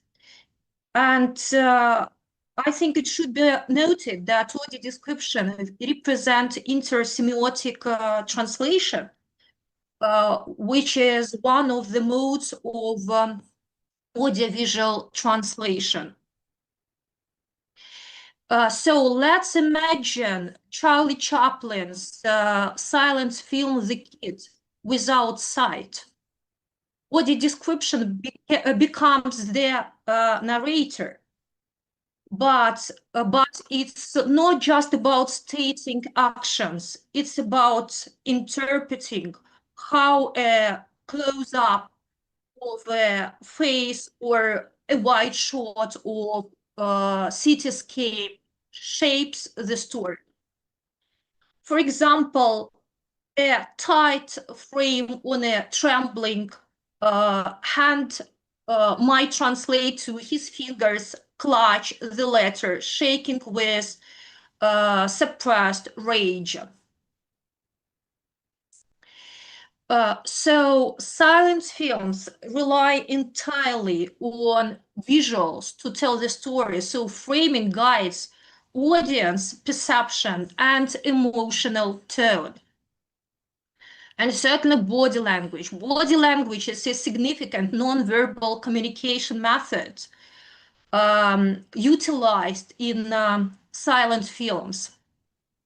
Silent film actors employed physical expressions and gestures to convey emotions, feelings, intentions, so it allows viewers to grasp the narrative without words. And Nugro, just a second, and Nugro emphasizes the importance of mise-en-scène, which encompasses everything visible in a frame shot, indicating that the action of characters are crucial for narrative transmission. This reliance on physicality creates a rich tapestry of emotions that can be articulated effectively through audio description. Descriptions that focus on actors' body movements or facial expressions provide insight into the emotional state, thereby bridging the gap left by the absence of dialogue. Moreover, the effectiveness of body language in silent films influences how audio descriptions can encapsulate essential plot points. According to Mercondis, silent cinema functions as a medium where visual elements possess intrinsic narrative power. The narrator can highlight specific gestures or postures that signal key action or emotional climaxes, ensuring that the target audience remains engaged with the film's unfolding story. The role of music in silent films enhances the audience's comprehension of narrative arcs. Music serves as an emotional cue, guiding viewers through the highs and lows of the storyline. In silent cinema, the score often provided contextual layers that complemented the visuals, shaping the emotional landscape of scenes. Although Vericat explores the relationship between sound and silent films in the context of Hitchcock's works, it does not specifically address the function of music as emotional support within silent films. The audio description can incorporate references to the musical score's mood, pacing, shifts, providing audiences with auditory markers that align with the cinematic experience. For example, when a character experiences a moment of decision, argue, conflict, the description can notify listeners of a crescendo or shift in the music, thereby aligning emotional responses with narrative developments. Oh, sorry.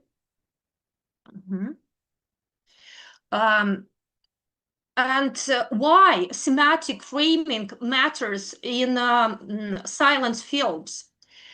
So framing as a cinematic technique shapes how stories are conveyed and interpreted visually. Through careful framing choices, filmmakers guide audience attentions to significant narrative elements, which can also be emphasized in audio description. However, the reference by Shu et al. Discusses cinematic endings in Day2 videos rather than the specific context of visual composition in silent films, making it unsuitable for this section. For instance, in scenes where close-ups are used to convey a characters in a conflict, the audio description can accompany a mention of the framing choice, nothing the proximity of the camera to the character's face. This correlation creates a multi-layered narrative experience where the audiences are informed not only about what is happening, but also about how it's visually represented. So in silent films, framing is not just aesthetic, it's key, it's essential to the storytelling itself. With no spoken dialogue, viewers depend entirely on how the image is composed. Framing can establish power dynamics, feelings, emotional tension, or intimacy between characters. According to Leah and Ayalon, storytelling in film relies deeply on visual grammar. How shots are composed, how the camera moves, and how sequences are edited together.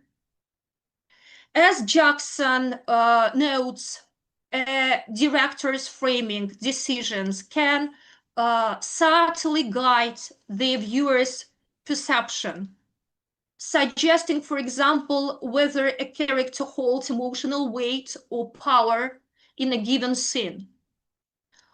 All of these makes semantic, and all of this makes a real score elements for audio describers to interpret. Audio description goes simply naming what is on the screen. It translates visual framing into a verbal form that carries both narrative meaning and emotional resonance. A successful description must recognize the director's intent behind each shot and express that intention in a way that connects with the audience. As Zita argues, viewers are more immersed when audio descriptions interpret scenes, capturing the emotional experience of the characters and the underlying storytelling structure.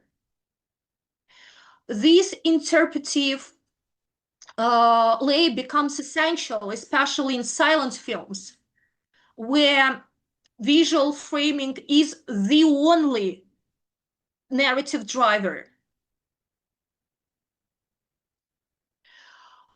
Framing significantly shapes how narratives are presented and interpreted. Over the shoulder and close-up shots, for instance, direct viewers' attention to character interaction and emotional nuances, facilitating deeper engagement with the plot. Over-the-shoulder shots can create intimacy or tension by positioning the audience in relation to the character's perceptions. But close-ups, in contrast, can emphasize critical emotional reactions or pivotal moments in the narrative. Audio description should prioritize these elements by conveying details about framing when describing scenes.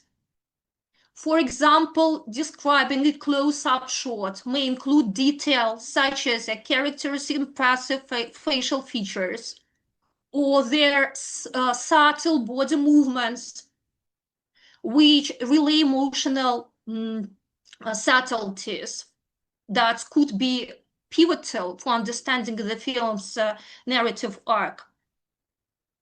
By indicating the type of shot and its narrative significance, audio descriptions help visually impaired audiences reconstruct the visual experience of the film in their minds.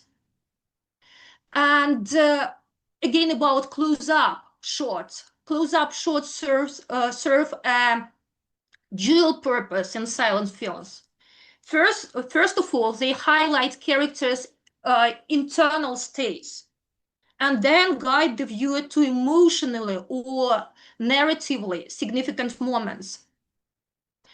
As Ballant and Rooney point out, these shots are strategically placed to influence how we perceive characters' feelings. For audio describers, the challenge is, a real challenge, is to express these emotional cues, but without inserting personal interpretation. Describing objectively, for example, her brow furrows, her jaw tightens, can still carry strong emotional weight while preserving neutrality. Specifically, close-ups focus on facial expressions and minute body movement, which can be described in detail during audio narration, audio description. These details provide critical insights into characters' internal experiences that words alone may not convey. For example, when describing a shower scene, the audio description could highlight subtle emotions reflected in the character's facial features and body language, such as tension, such as relief. Poor Ocker discusses how close-up significantly affects emotional conveyance in cinematic storytelling, suggesting that audio description must capture these nuances, details to engage viewers effectively.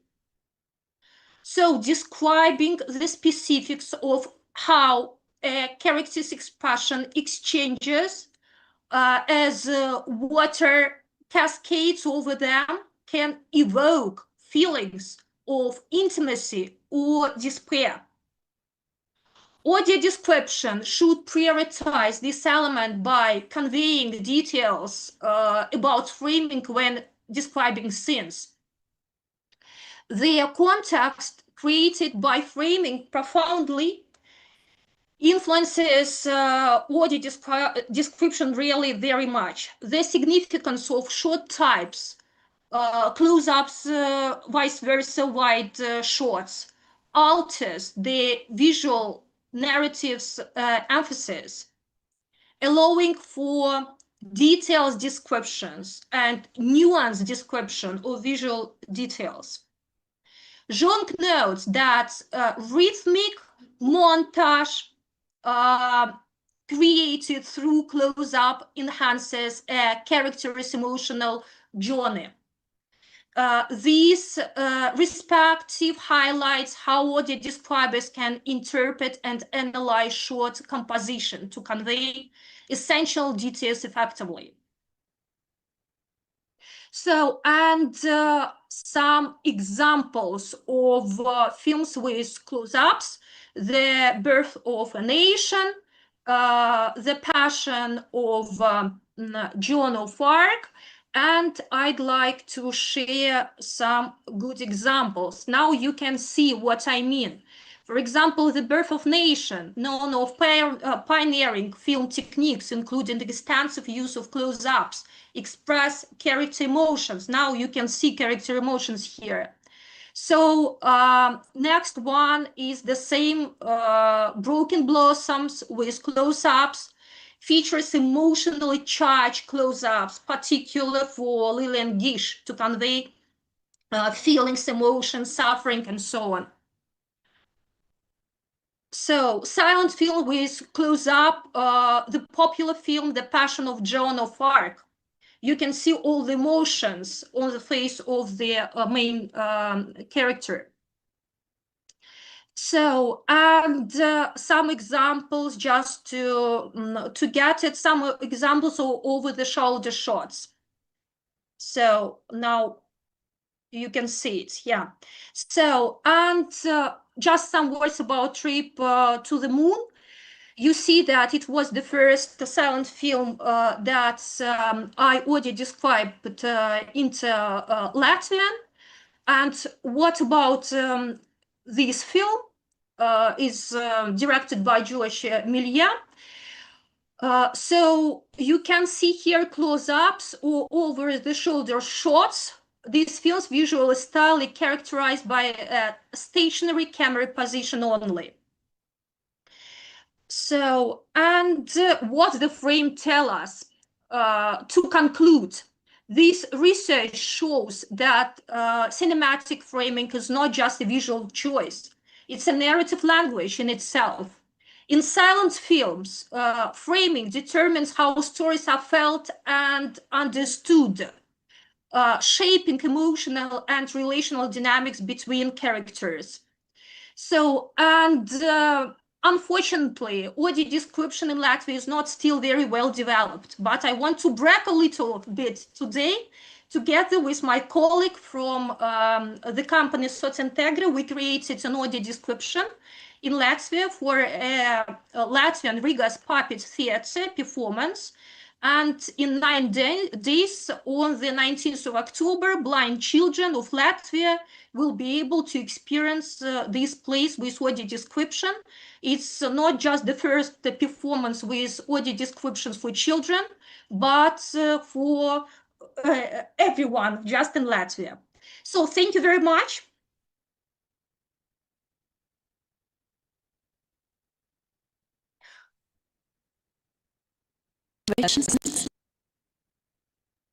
So I'm very sorry, something is wrong with sound. Yeah, I can't hear you at all. Und also die nächste Sprecherin, das bin ich. Ich setze sofort jetzt auf Deutsch. Und mein Thema ist, wie es auf meiner Präsentation steht. Aha, jetzt werden wir es sehen. Ich habe den Titel etwas geändert, denn es ist kein Fehler. Also jetzt bedanke ich mich bei allen für diese Einladung, hier zu dem Ansprechen zu dürfen. Das kann knüpft man meine bisherige Vorstellungen an, denen ich mich mehr Rolle des Fremdsprachenarbeits und der leichten Sprache der Tourismuskommunikation beschäftigt habe.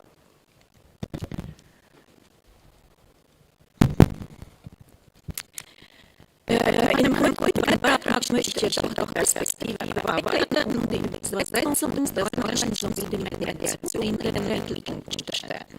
Ausgangspunkt ist die zunehmende Internationalisierung und die hohe Interaktionsdichte im Tourismus. In den mehrsprachigen Kommunikationsprozessen der Service und die Gästezufriedenheit maßgeblich beeinflussen. Im Zentrum eines Beitrags stehen die spezifischen Übersetzungen und Dolmetschkompetenzen, deren die Fachkräfte in diesem Sektor benötigen, und daher, also Ziel des Referats ist die Bedeutung der Fremdsprachenkenntnisse samt der von Übersetzung und Dolmetschleistungen zu analysieren. Ebenso auch mit der Mediation, neuen Leitband von GERS, also dem gemeinsamen europäischen Referenzrahmen von Fremdsprachen, von Sprachenlernen, in Verbindung mit translatorischen Modellen darzustellen. Ebenso auch die praktische Herausforderungen und Lösungsansätze einschließlich der digitalen Dimension zu skizzieren. Die empirische Grundlage des vorliegenden Beitrags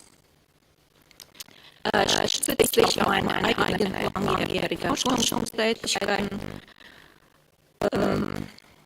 Der Beitrag knüpft eine vorherigen Überlegungen zur sprachlichen Vermittlung und Adressarienorientierung, Kommunikation und Tourismus an, richtet den Fokus mal jedoch, wie schon gesagt, ausdrücklicher auf Übersetzen und auf Übersetzen und Dolmetschen als berufliche Schlüsselkompetenzen im Tourismussektor. Wie wir wissen, der Begriff von Kompetenz in der Fachliteratur ist sehr uneinheitlich gebraucht und definiert worden. In diesem Beitrag spreche ich hier in Einklang mit den angezogenen Quellen, also in einem Sinne, nämlich im Sinne von Fertigkeit, aber dann eigentlich auch nicht immer, denn das ist ein ziemlich verschieden definierter Begriff. Berufliche Kompetenz im Tourismus ist ein vielschichtiges Konstrukt. Nach Unia, eine Kollegin von mir, der überlegt etwa Fachwissen, sprachliche Fertigkeiten, interkulturelles Verständnis und soziale Fertigkeiten.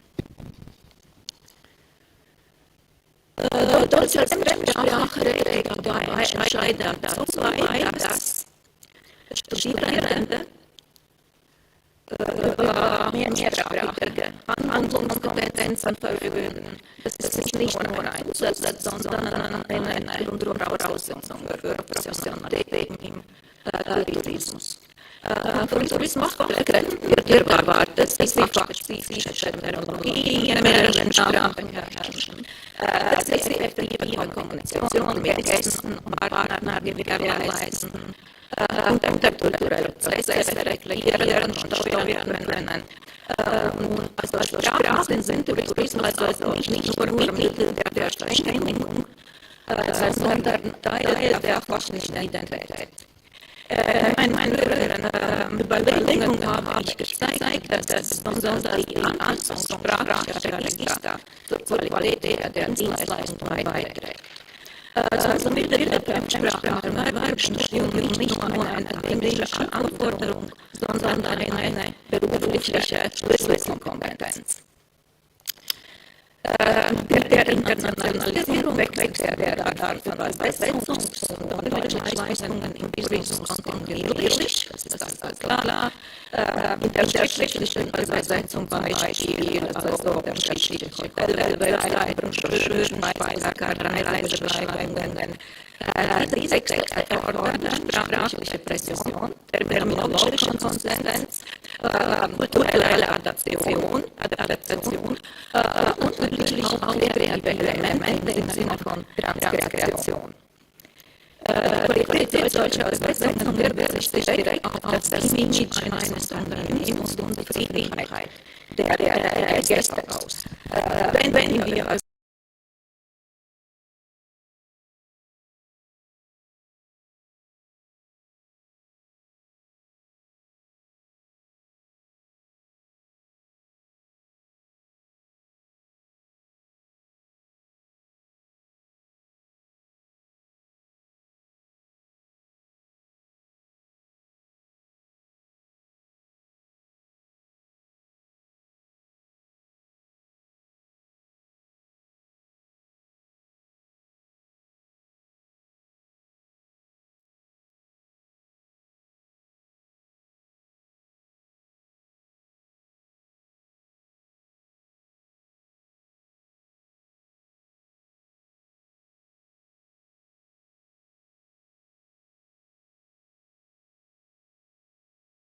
jetzt? Community Interpreting, in Deutschland auch Kommunal-, Gemeinde- oder Behördendolmetschen genannt, ist ein relativ neuer Begriff.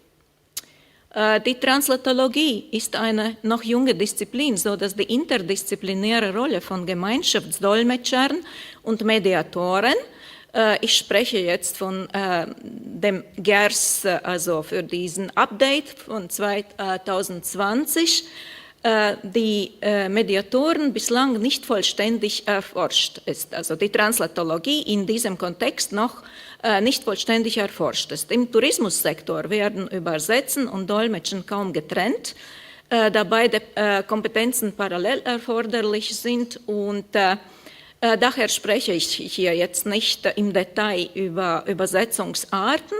Festzustellen ist jedoch, dass der Sektor sowohl Fremdsprachenkenntnisse als auch Sprachmittlerkompetenzen, also Mediation, benötigt, die sich weitgehend mit dem Gemeinschaftsdolmetschen überschneiden. Auch ohne detaillierte Analyse der einschlägigen Kompetenzmodelle lässt sich erkennen, dass zentrale Teilkompetenzen in beiden Ansätzen gleichermaßen verankert sind.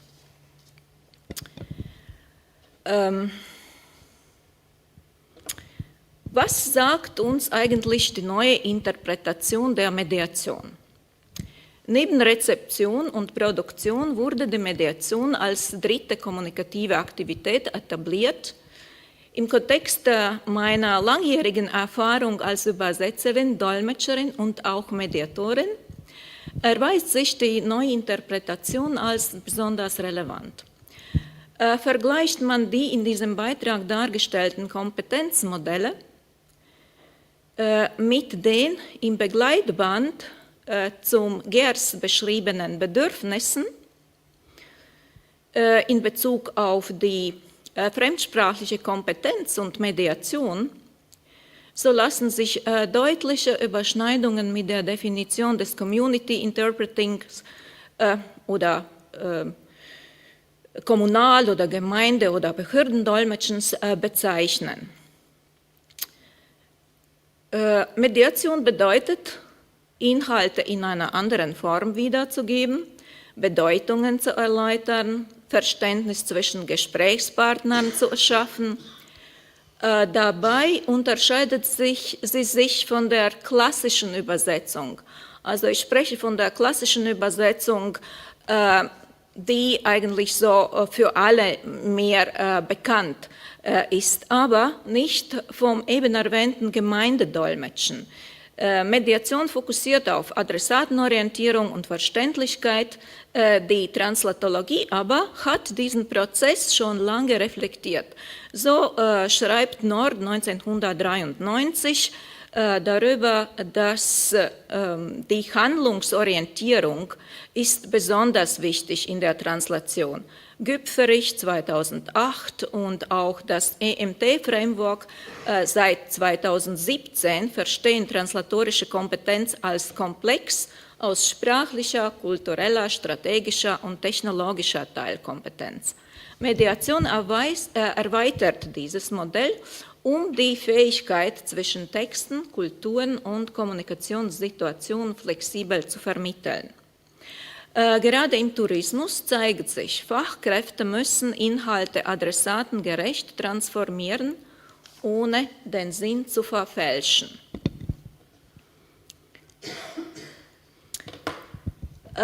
Ist das einfach? Natürlich nicht. Also welche Herausforderungen sind damit verbunden? Die Integration von Übersetzung und Mediation in den DAF-Unterricht stellt Lehrende vor besondere Herausforderungen. Den Studenten gefällt, wenn sie authentische Texte analysieren, wenn sie praxisnahe und motivierende Aufgaben erhalten. Das ist gleichzeitig aber auch kognitiv anspruchsvoll und zeitaufwendig. Die Studenten lieben einfach heutzutage Handys zu benutzen und dann immer Google oder AI fragen. Aber für solche Aufgaben sollten auch sprachliche Präzision, strategische Auswahl von Informationen, interkulturelles Bewusstsein fördern und auch soziale und kommunikative Kompetenzen fördern.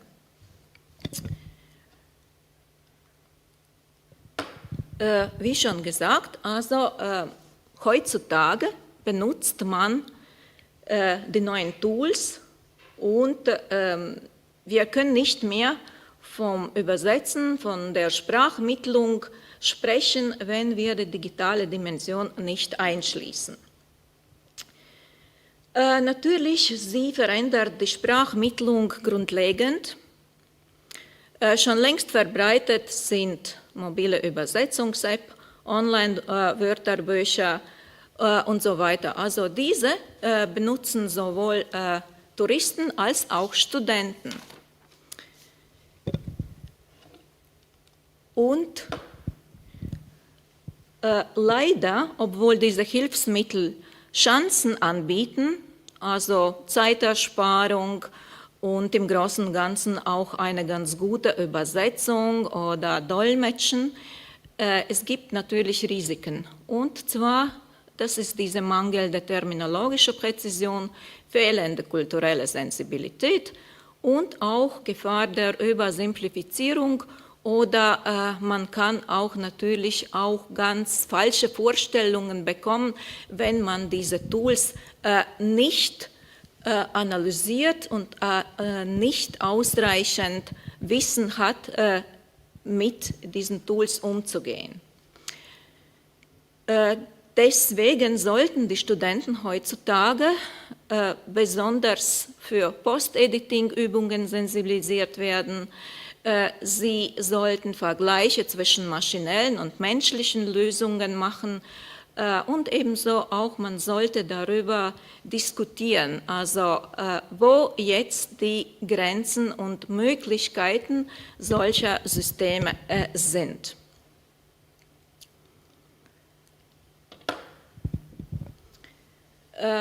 Hiermit komme ich auch zu meinen Schlussfolgerungen über das Gemeinschaftsdolmetschen, das eigentlich die Mediation sehr viel Gemeinsames und Überschneidungen damit hat, ebenso auch wie mit der Mediation.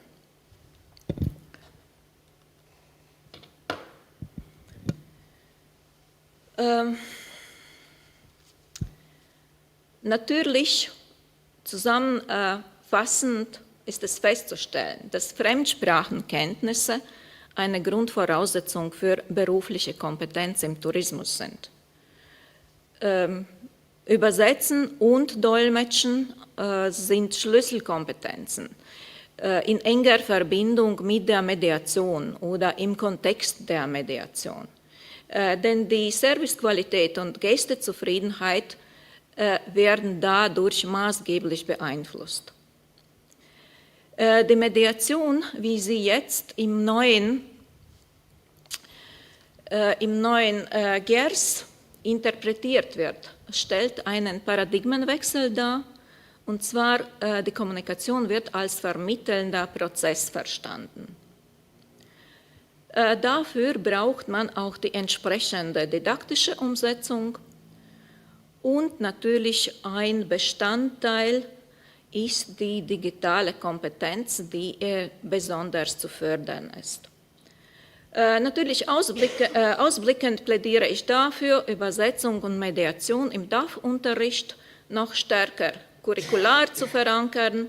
Notwendig sind zudem empirische Studien, um die Wirksamkeit solcher Aufgaben zu evaluieren und die Didaktik weiterzuentwickeln. Und hiermit bedanke ich mich für die Aufmerksamkeit. Falls es Fragen gibt, bin ich gerne bereit, auf die zu antworten. Vielen Dank.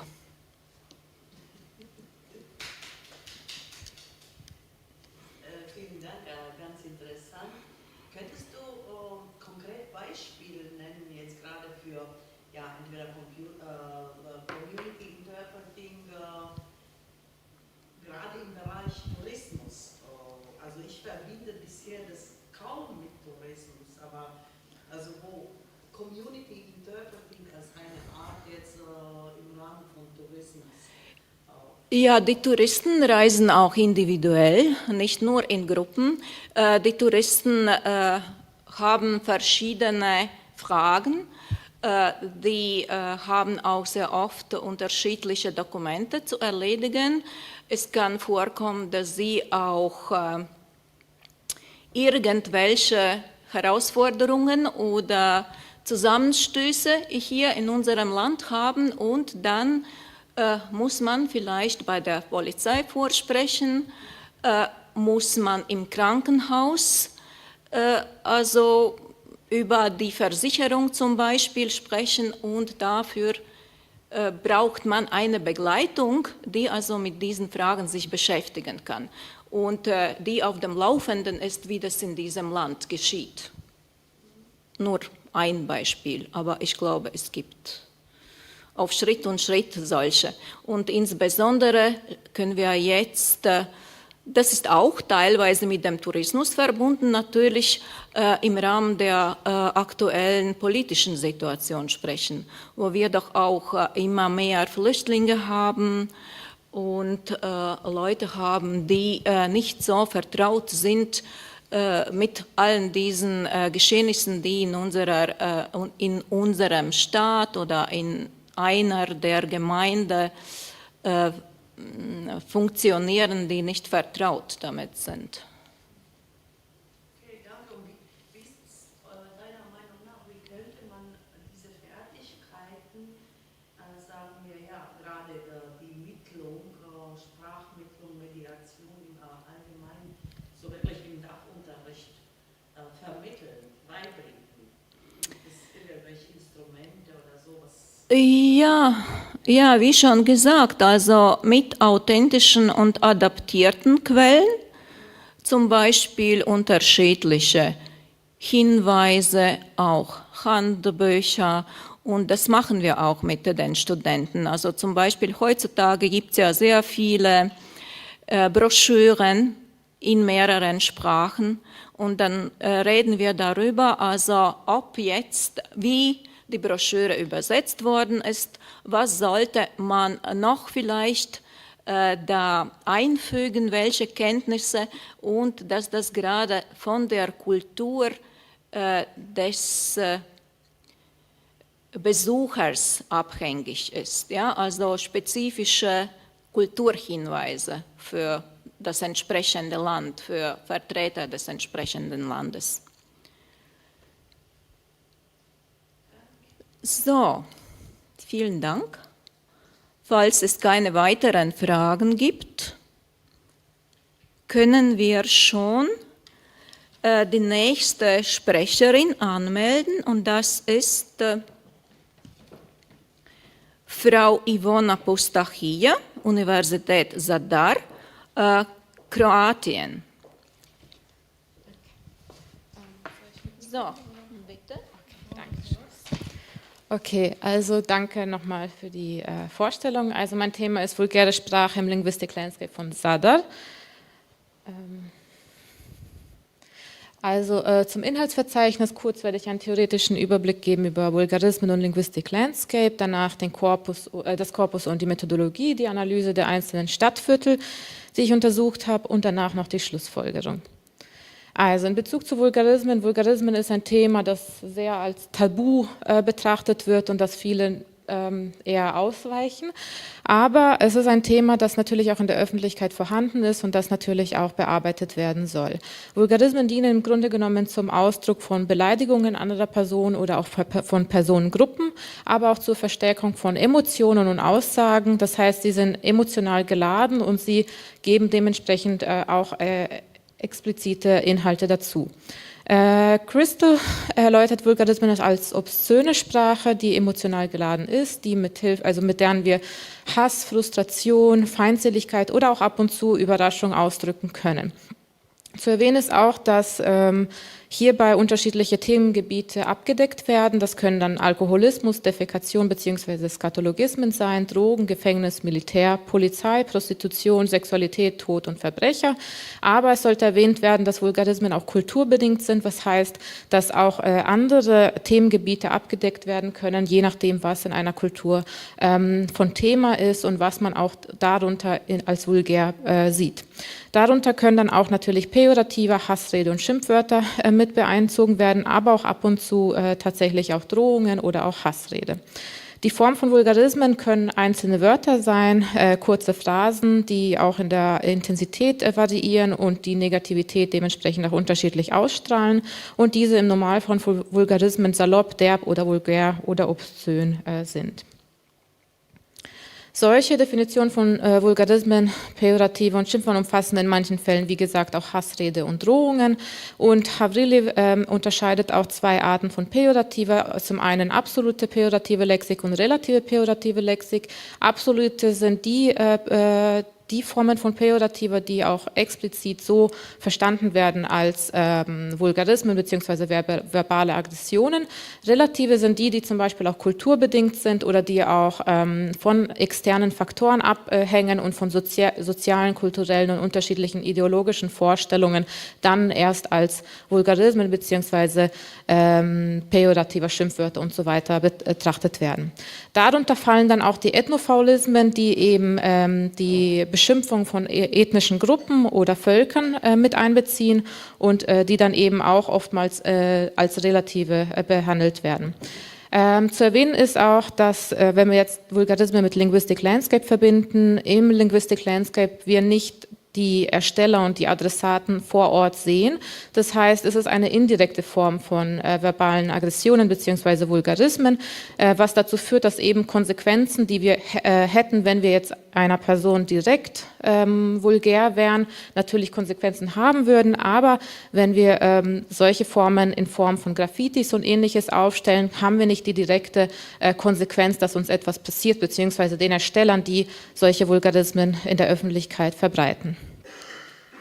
Linguistic Landscape ist ein Thema, das aktuell sehr viel bearbeitet wird und auch unterschiedliche wissenschaftliche Disziplinen mit einbezieht und dementsprechend noch interdisziplinär ist.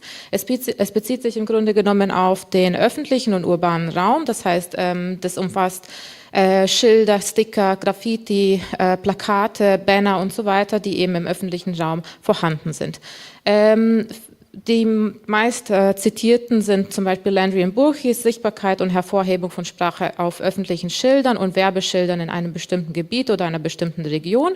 Diesen Teil haben sie dann auch im weiteren Teil des Artikels beziehungsweise erweitert und sagen dann auch Sprache auf öffentlichen Verkehrsschildern, Werbetafeln, Straßennamen, Ortsnamen, Geschäftsschildern und öffentlichen Schildern an Regierungsgebäuden bilden das Linguistic Landscape eines bestimmten Gebietes. Aber auch Gort und Chenos haben auch erwähnt, dass mittlerweile auch da Graffiti und andere Formen, Sticker und so weiter dazugehören. Dabei haben wir auch die informative und symbolische Funktion von Linguistic Landscape. Das heißt, die informative Seite sind zum Beispiel diese geografischen und soziolinguistischen Angaben, die mit einem Zeichen verbunden werden. Die symbolische Funktion hat eben diese emotionale Seite. Das heißt, dass wir die Meinung von den Erstellern durch die Zeichen sehen. Shohami und Ben Raphael haben auch in ihrer Zeitschrift von Linguistic Landscapes ein Hauptziel genannt, und zwar, es wird versucht, bestimmte systematische Muster von Sprache im öffentlichen Raum zu sehen und zu erkennen, welche Sprachen, warum und weshalb in der Öffentlichkeit sind und weshalb auch nicht, aber auch die Motive und Ideologien der einzelnen Menschen, die diese Zeichen aufstellen.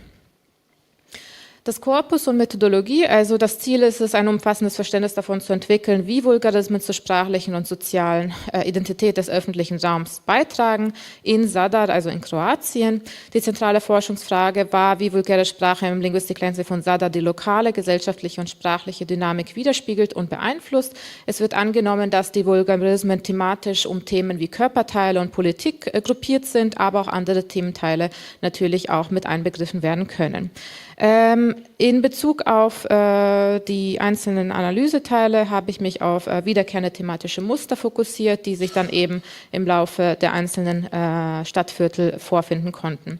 Es wurden 5 Stadtviertel von Zadar ausgewählt: Arbanasi, Boulevard, Poluotok, Ricina und Vuštanica. Das sind 5 Ortschaften in Zadar, die eben recht bewohnt sind und wo es auch sehr viele Graffiti-Formen gibt und man davon ausging, dass eben hier auch dann auch vulgäre Graffiti zu finden sind.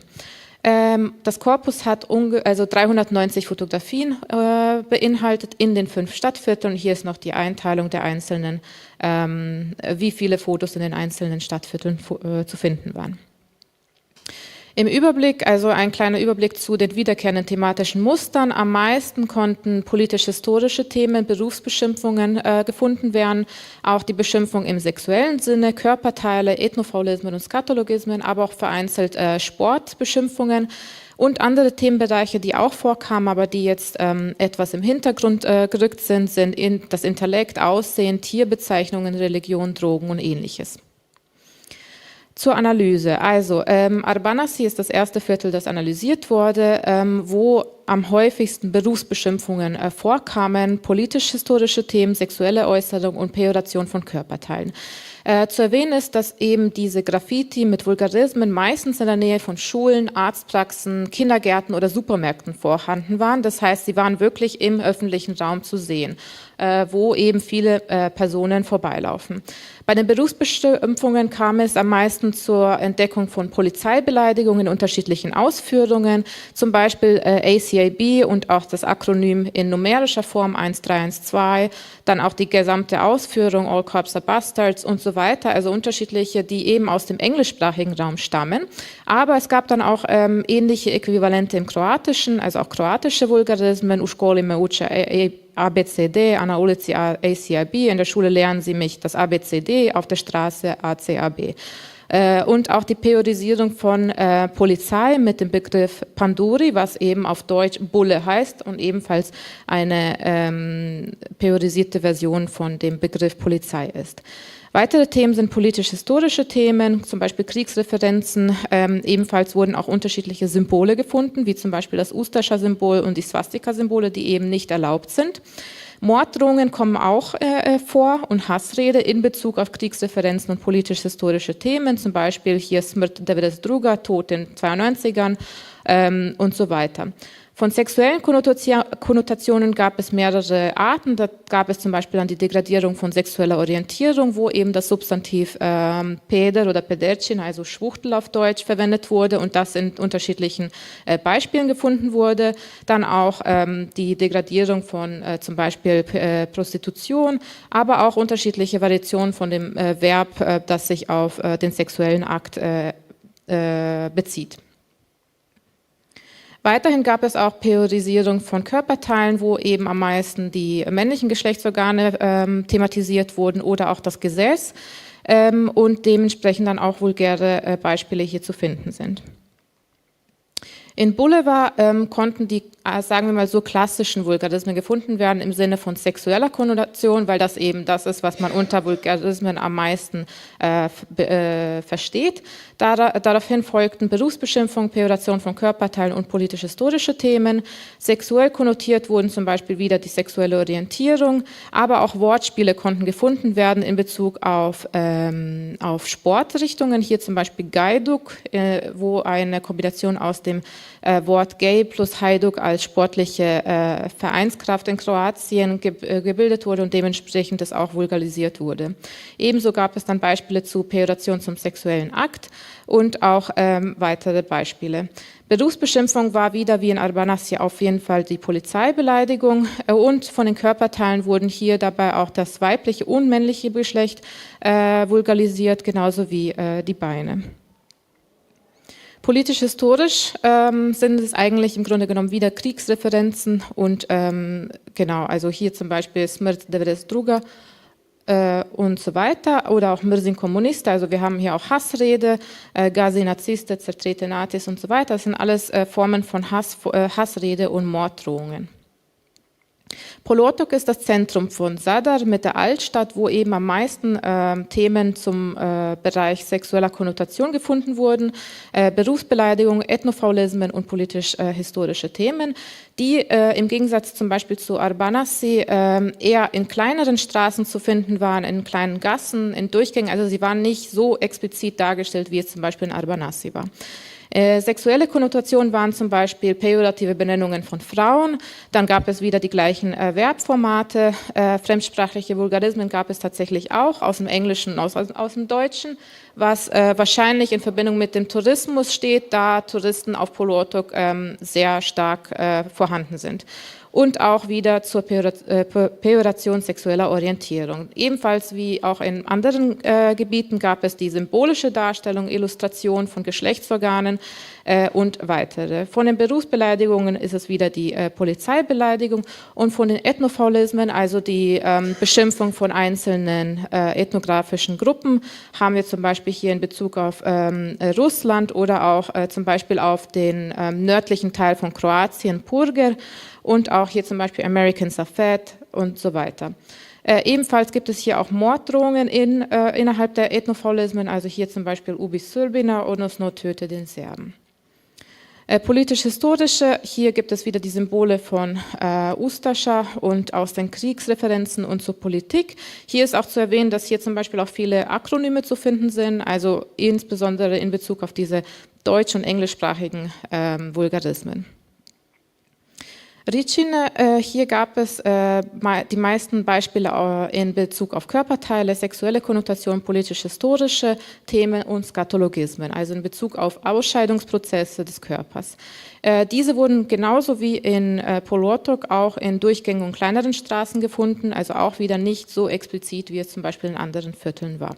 Hier wurde zum Beispiel, wurden die Körperteile wie das männliche und weibliche Geschlechtsteil als auch der Kopf vulgarisiert, also im Sinne von Kopf, hier gab es Drohungen zur Köpfung, padace glave, beziehungsweise auf Deutsch, Köpfe werden rollen oder fallen.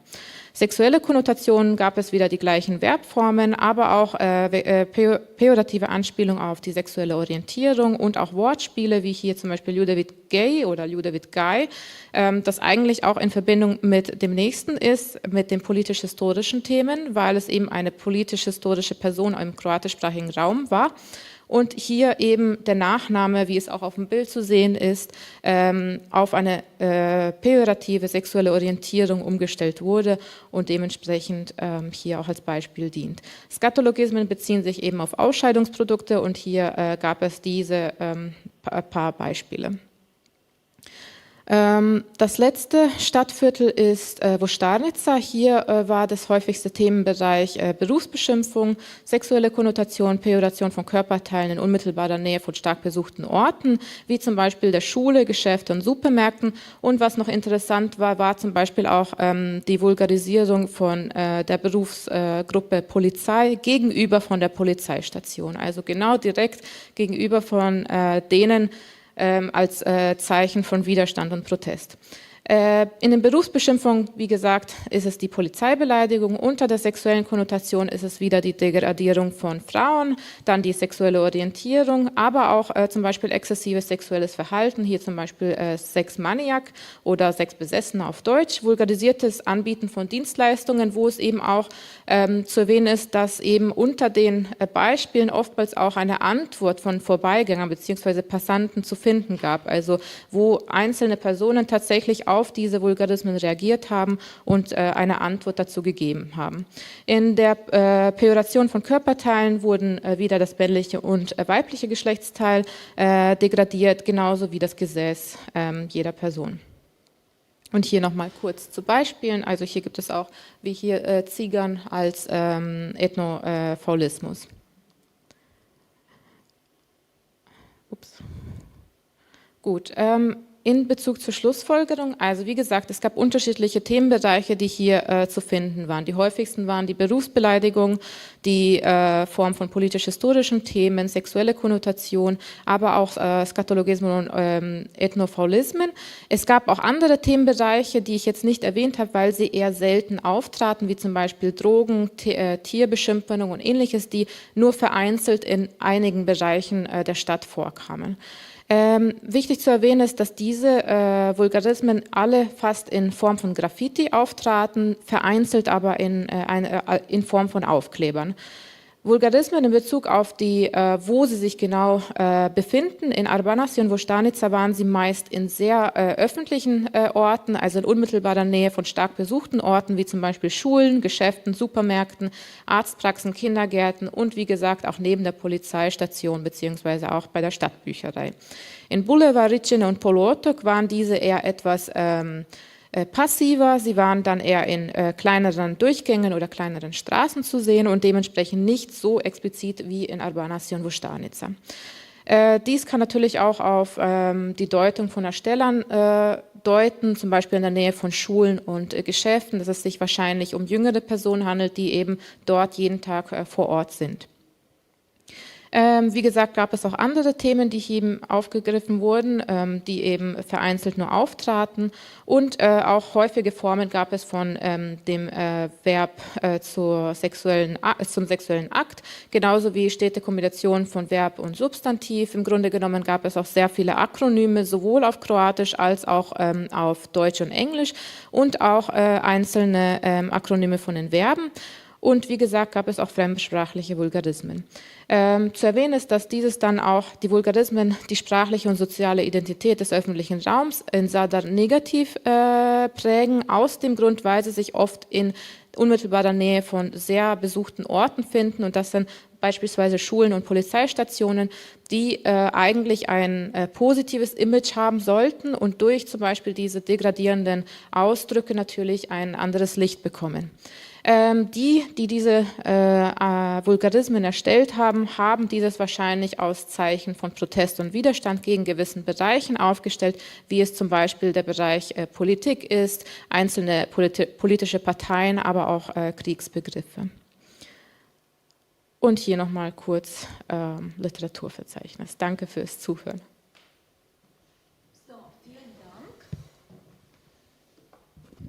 Ich glaube eigentlich, das ist eine sehr wichtige Studie gewesen.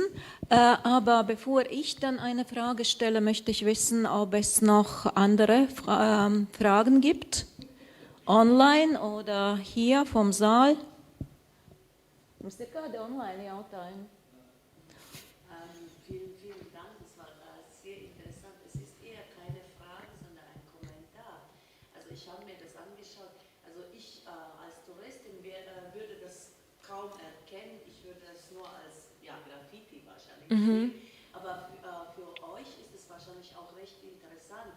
Es lässt sich jetzt natürlich nicht irgendwie festhalten oder erkennen, wann genau diese Graffiti entstanden sind. Ja. Aber wenn man so das irgendwie zeitlich festhalten könnte, sagen wir jetzt durch Fotoaufnahmen oder so, wäre wahrscheinlich ganz interessant, zu welchen Zeitpunkten oder in welchem Kontext überhaupt die Graffitis dann entstehen, gerade Stimmt. korrigieren. Ne? Ja. Weil ich frage mich, ob heute noch jetzt es wirklich auch so aktuell wäre, irgendwo auf der Fassade zu spritzen, töte die Serben. Ich weiß nicht, also wie die Spannung oder wie diese Situation ist. Ne? Oder Ja.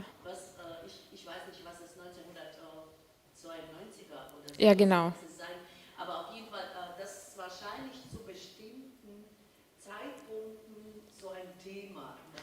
Ja. Und also die anderen, was weiß ich, die Schwänze und so weiter, das ist zeitlos, glaube ich. Ja, genau. Aber diese politisch-historischen, das wäre schon tatsächlich interessant zu sehen, in welchem Zeitraum es sich ändert oder nicht. Ja, ja, ob Genau. es dazu kommt. Also ich kann mir vorstellen, dass mit der Russland oder Russen, dass es so recht neu sein Ja, könnte, nicht jetzt gerade genau. vor 10 Jahren. Und es war auch in unmittelbarer Nähe zum Beispiel von der Universität. Also das ist zum Beispiel ein Beispiel, das sehr nah auch an der Uni war und man da vielleicht dann auch eine Verbindung sehen könnte, eventuell. Genau. Danke Ihnen für den Ja, Kommentar. vielen Dank. Und dann anschließend noch meine Frage und Kommentar zugleich. Haben Sie denn auch diese Studie der Stadtverwaltung, also dem Stadtrat zum Beispiel, präsentiert? Weil ich könnte also mir vorstellen, das wäre doch eine wichtige Quelle für die Analyse und dann einfach für die Zusammenarbeit oder für die Gesellschaftsarbeit mit den Einwohnern. Das stimmt. Danke für diesen Einblick. Also ich werde da auch dann nachdenken. Das ist eine super Idee. Also das könnte man tatsächlich machen. Ja, Ja, genau. Ja. also viel Erfolg damit. Dankeschön. Vielen Dank und dann damit schließen wir jetzt die Sektion und ich wünsche noch einen guten Tag.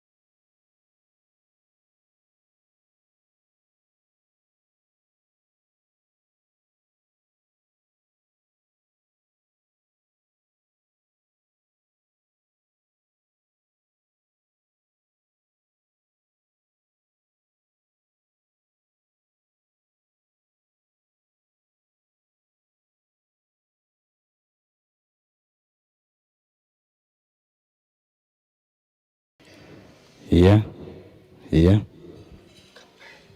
Hey, ho, yeah.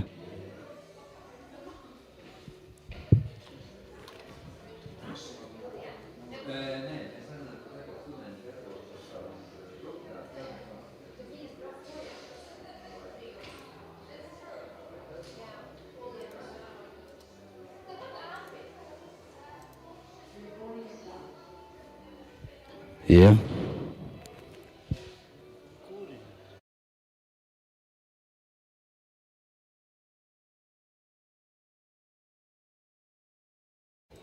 yeah. Hey,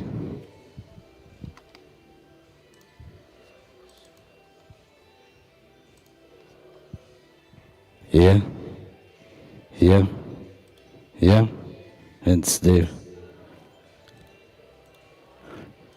and Steve, yeah, and Steve Trace, yeah. Hey, hey, hey, hey.